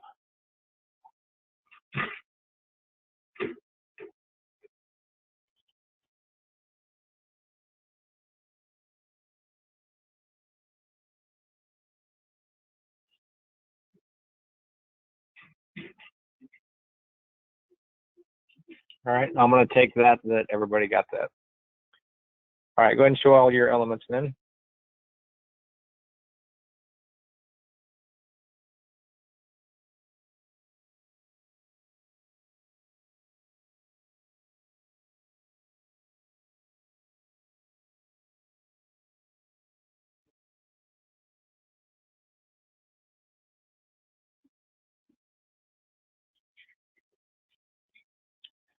Let me see your drawer manager again there real quick, Ray.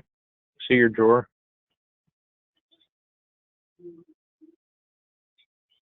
Yeah, go to the box tab.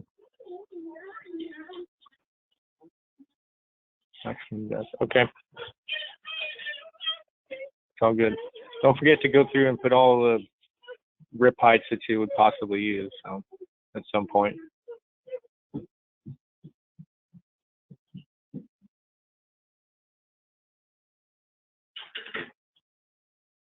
All right, modify article for me. Drawer just looks a little short, so I'm wondering why. Take a look at it. Yeah, pick the drawer box.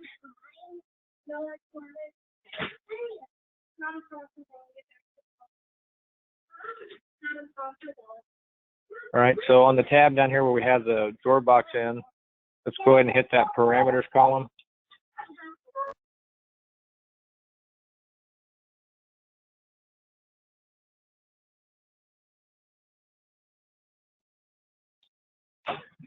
You see the parameters column to the right? Yep, click in there. Hit that ellipsis, yep. Yes, we don't have a restriction on it.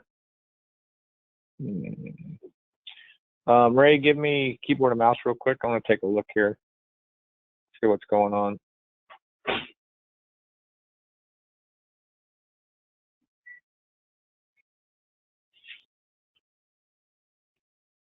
So over there on your GoToMeeting tab, you'll see there are 3 tabs at the top that say audio, screen, and webcam. Click that screen tab.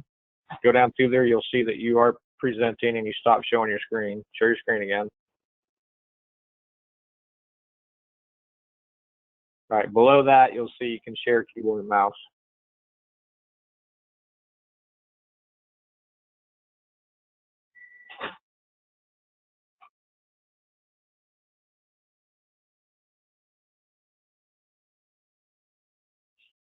Okay.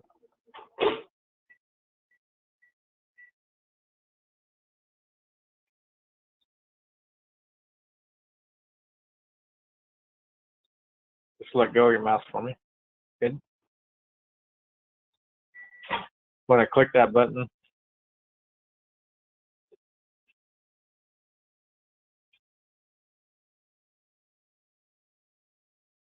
all right.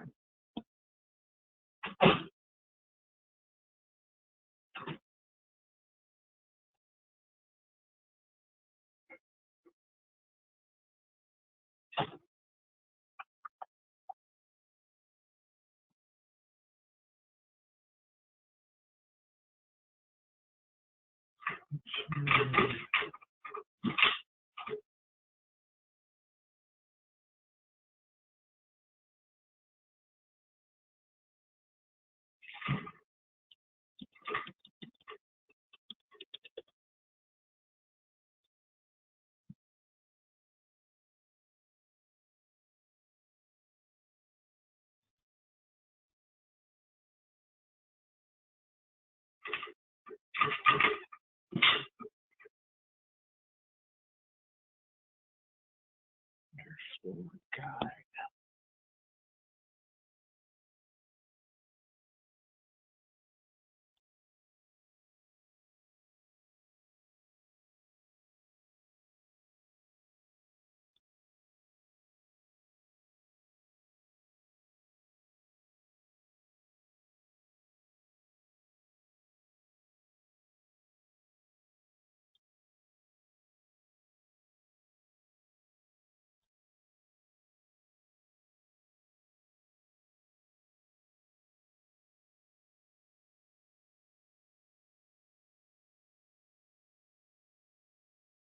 You guys said you're using the Tandem Plus, is that correct?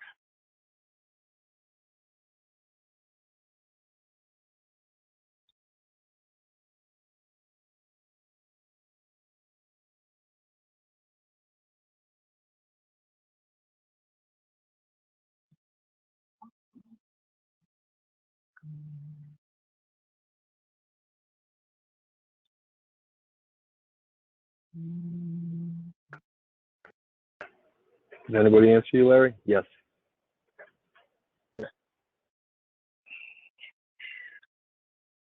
These have no filters on them.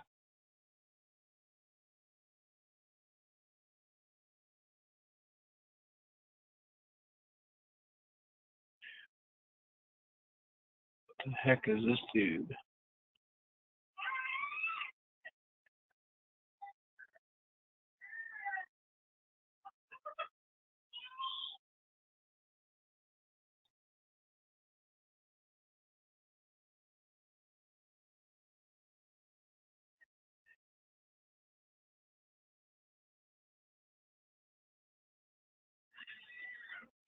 KT.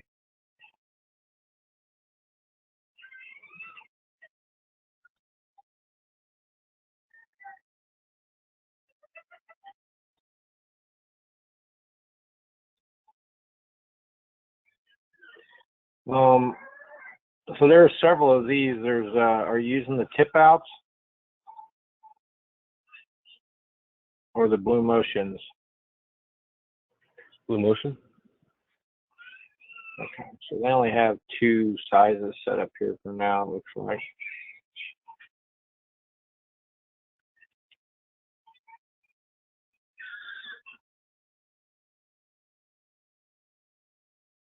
$19.30.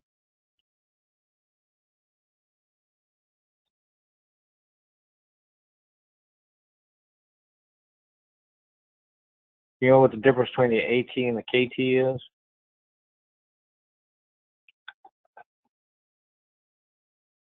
Anybody? Not a clue. It looks like the KT has the locking device, front connection, and the side stabilizer. And the AT just has the front connection. Are you using the ones with that side-to-side piece also, locking devices?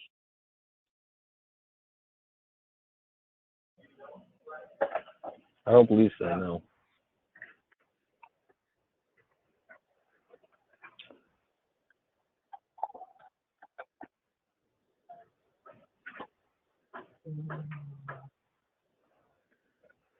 What's the difference here? Connection.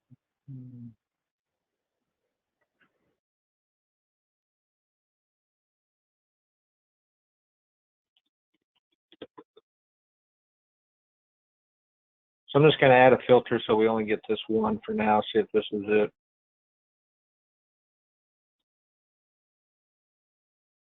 It's a 510.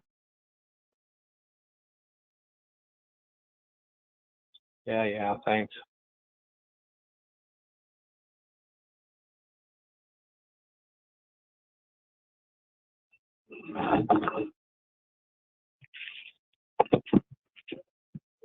Call this.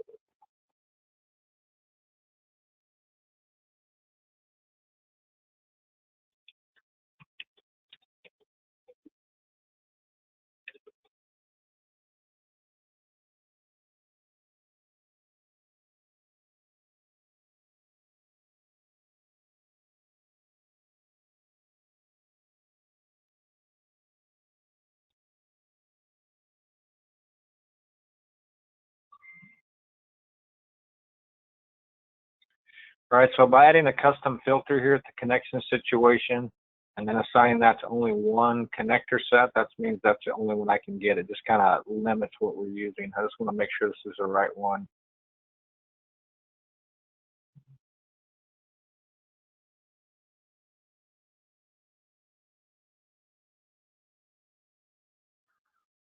Wrong button.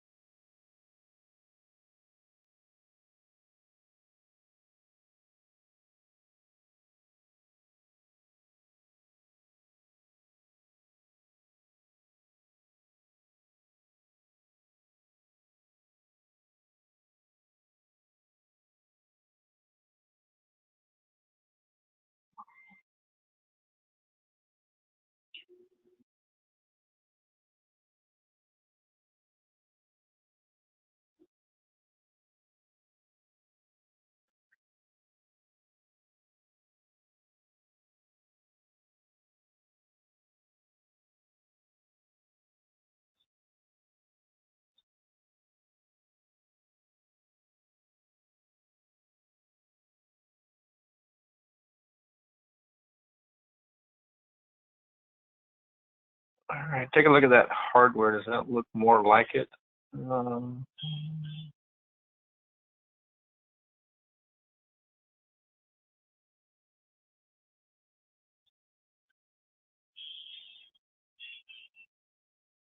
that look like the ones you're using?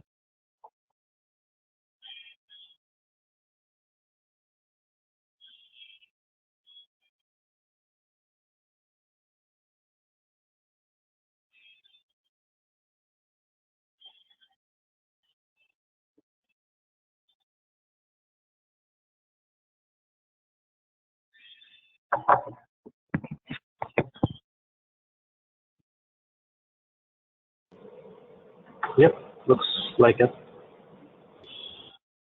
All right.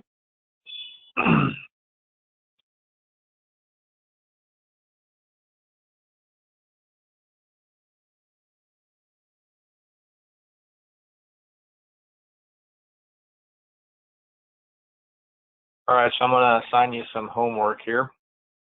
So really, this is the only one I believe that fits the bill.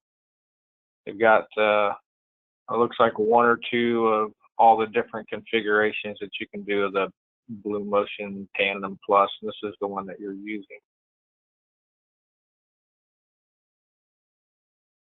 But it comes in different lengths, so we've only got the 510s. Give me another size that they come in.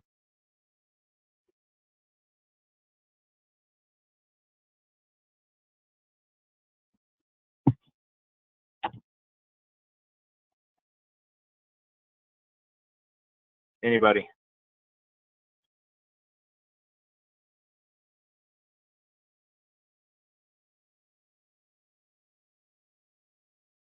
All right, I'm looking through the book right now.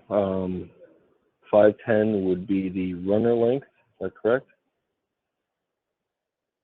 I'm not seeing 510. You know, I'm also looking at a more up-to-date Blum book, which has more like 563, 569, and I don't see those numbers listed there. I don't know if the overall length changed a little bit. I'll see if we've got that Bloom number on this. Oh, yeah, I think they're old numbers. Well, yeah, they may be the European number. So this is a 561H, 5101B.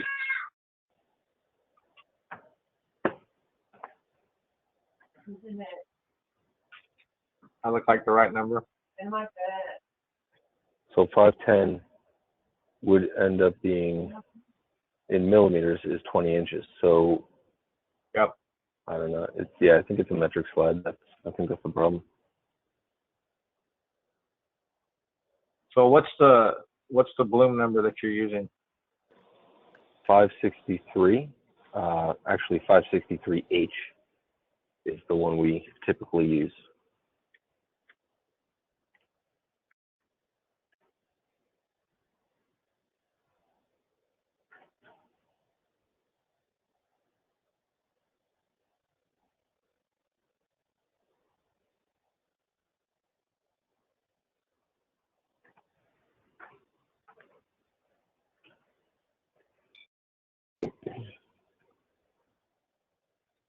Single extension maybe. 51. And there's a bazillion of these things.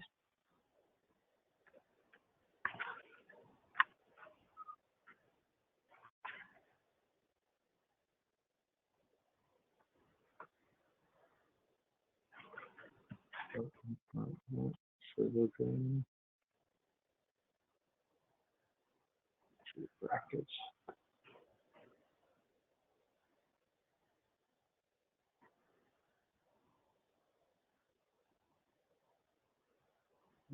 Post motion.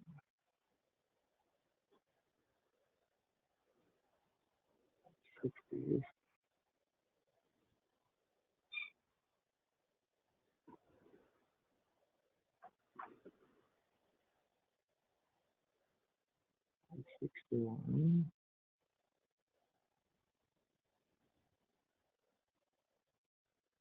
51.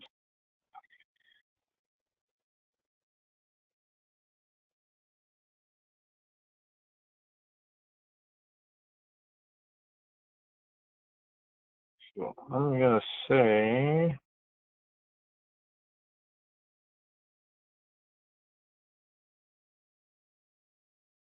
these are probably going to be the closest. 60.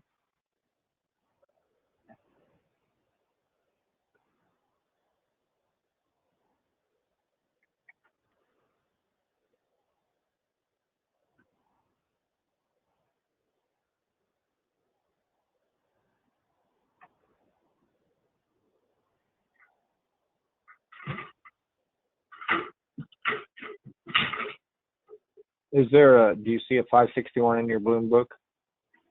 No, I don't. Yeah, see, the problem is this is a European software, so Bloom, for whatever reason, their European numbers are not the same as the North American numbers. I'm thinking that this is probably them. It's either the 561 or the.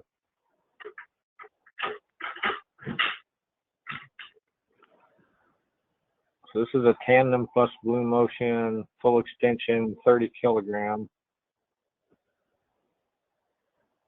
That's got the locking device. 30 kilogram. With the pegs on the right. That's the one you use right there with the pegs, right? The pegs on the right. I'm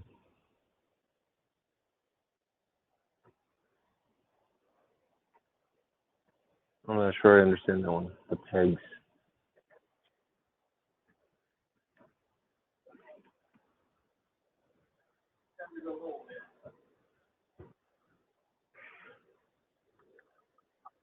So what sizes do they come in, the ones you're using, the 563s? I'm looking at 533 457, 381. Basically, they're equivalent to like 21 inch, 18 inch, 15 inch. So yeah, like a typical 21 inch. Go ahead. Gotcha. Do you by chance have that in a PDF you could send me? Once my computer's up and running, I can definitely, you know what I can, the only thing I can do right now is take a snapshot with my cell phone and send it to you. Yeah, that would work too. Yeah, I'll do that, and I'll search the database and see if we can, I don't know that we're going to have the exact one, but we'll just create it. The drawing will be close enough. I mean, it's just a pretty picture anyway. And then we'll have to check all the machining on it. Okay. So here's what I'm going to have you do. We'll start with this one right here. I'm in the connector sets, underfloor guide, Bloom, tandem.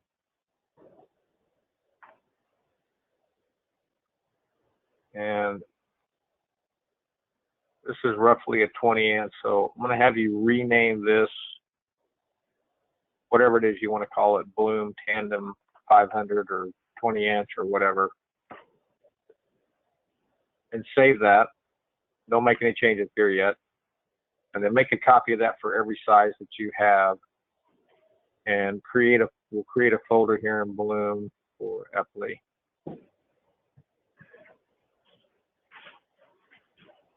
E-P-P-E-L-Y, right? L-E-Y. L-E-Y. Dyslexic today. Epley.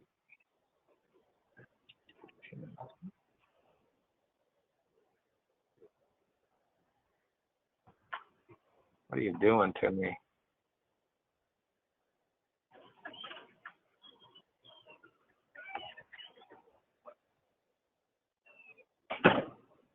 If you have your cell, I can send this off to you right now. Okay, yeah, no problem. So I think this is the closest one. Just rename this one whatever you want to call the guides. Consider this the whole set. This would be the set. Bloom, tandem, plus 20 inch, whatever your common name is. Move that to the Epley folder. And then just rename it for all the different sizes that you want to use. And I'll take a look at the PDF and see if I can find I'll see if I can find an exact match. If not, we'll find the closest and fix it up. I got a feeling this is probably it, though. It just has a different European number, but we can modify all the data to match whatever you want it to match.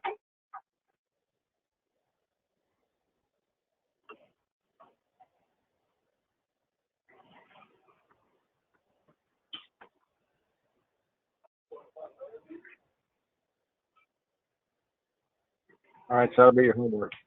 Everybody handle that? Does that make sense?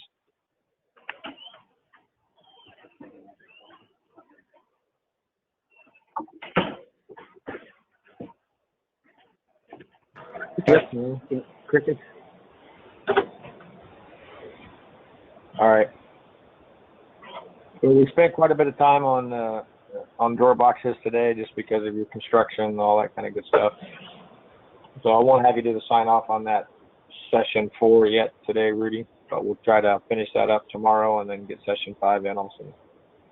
We'll get as far as we can. All right. Whatever we don't get done, we'll finish up when we do the onsite. But definitely go through and create the name of all of your drawer size links that you want. Email me that PDF so I can take a look at it, and I'll type all that down for you and have it for tomorrow. Okay. All right, guys, everybody okay? You make any questions off the top of their head about door boxes?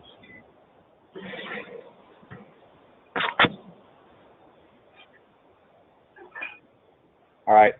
And then once we get this all set, we'll make a copy of that drawer principle. We'll make your buyout one with that. All right. Okay. All right. Thanks, guys. I will talk to you tomorrow, same time.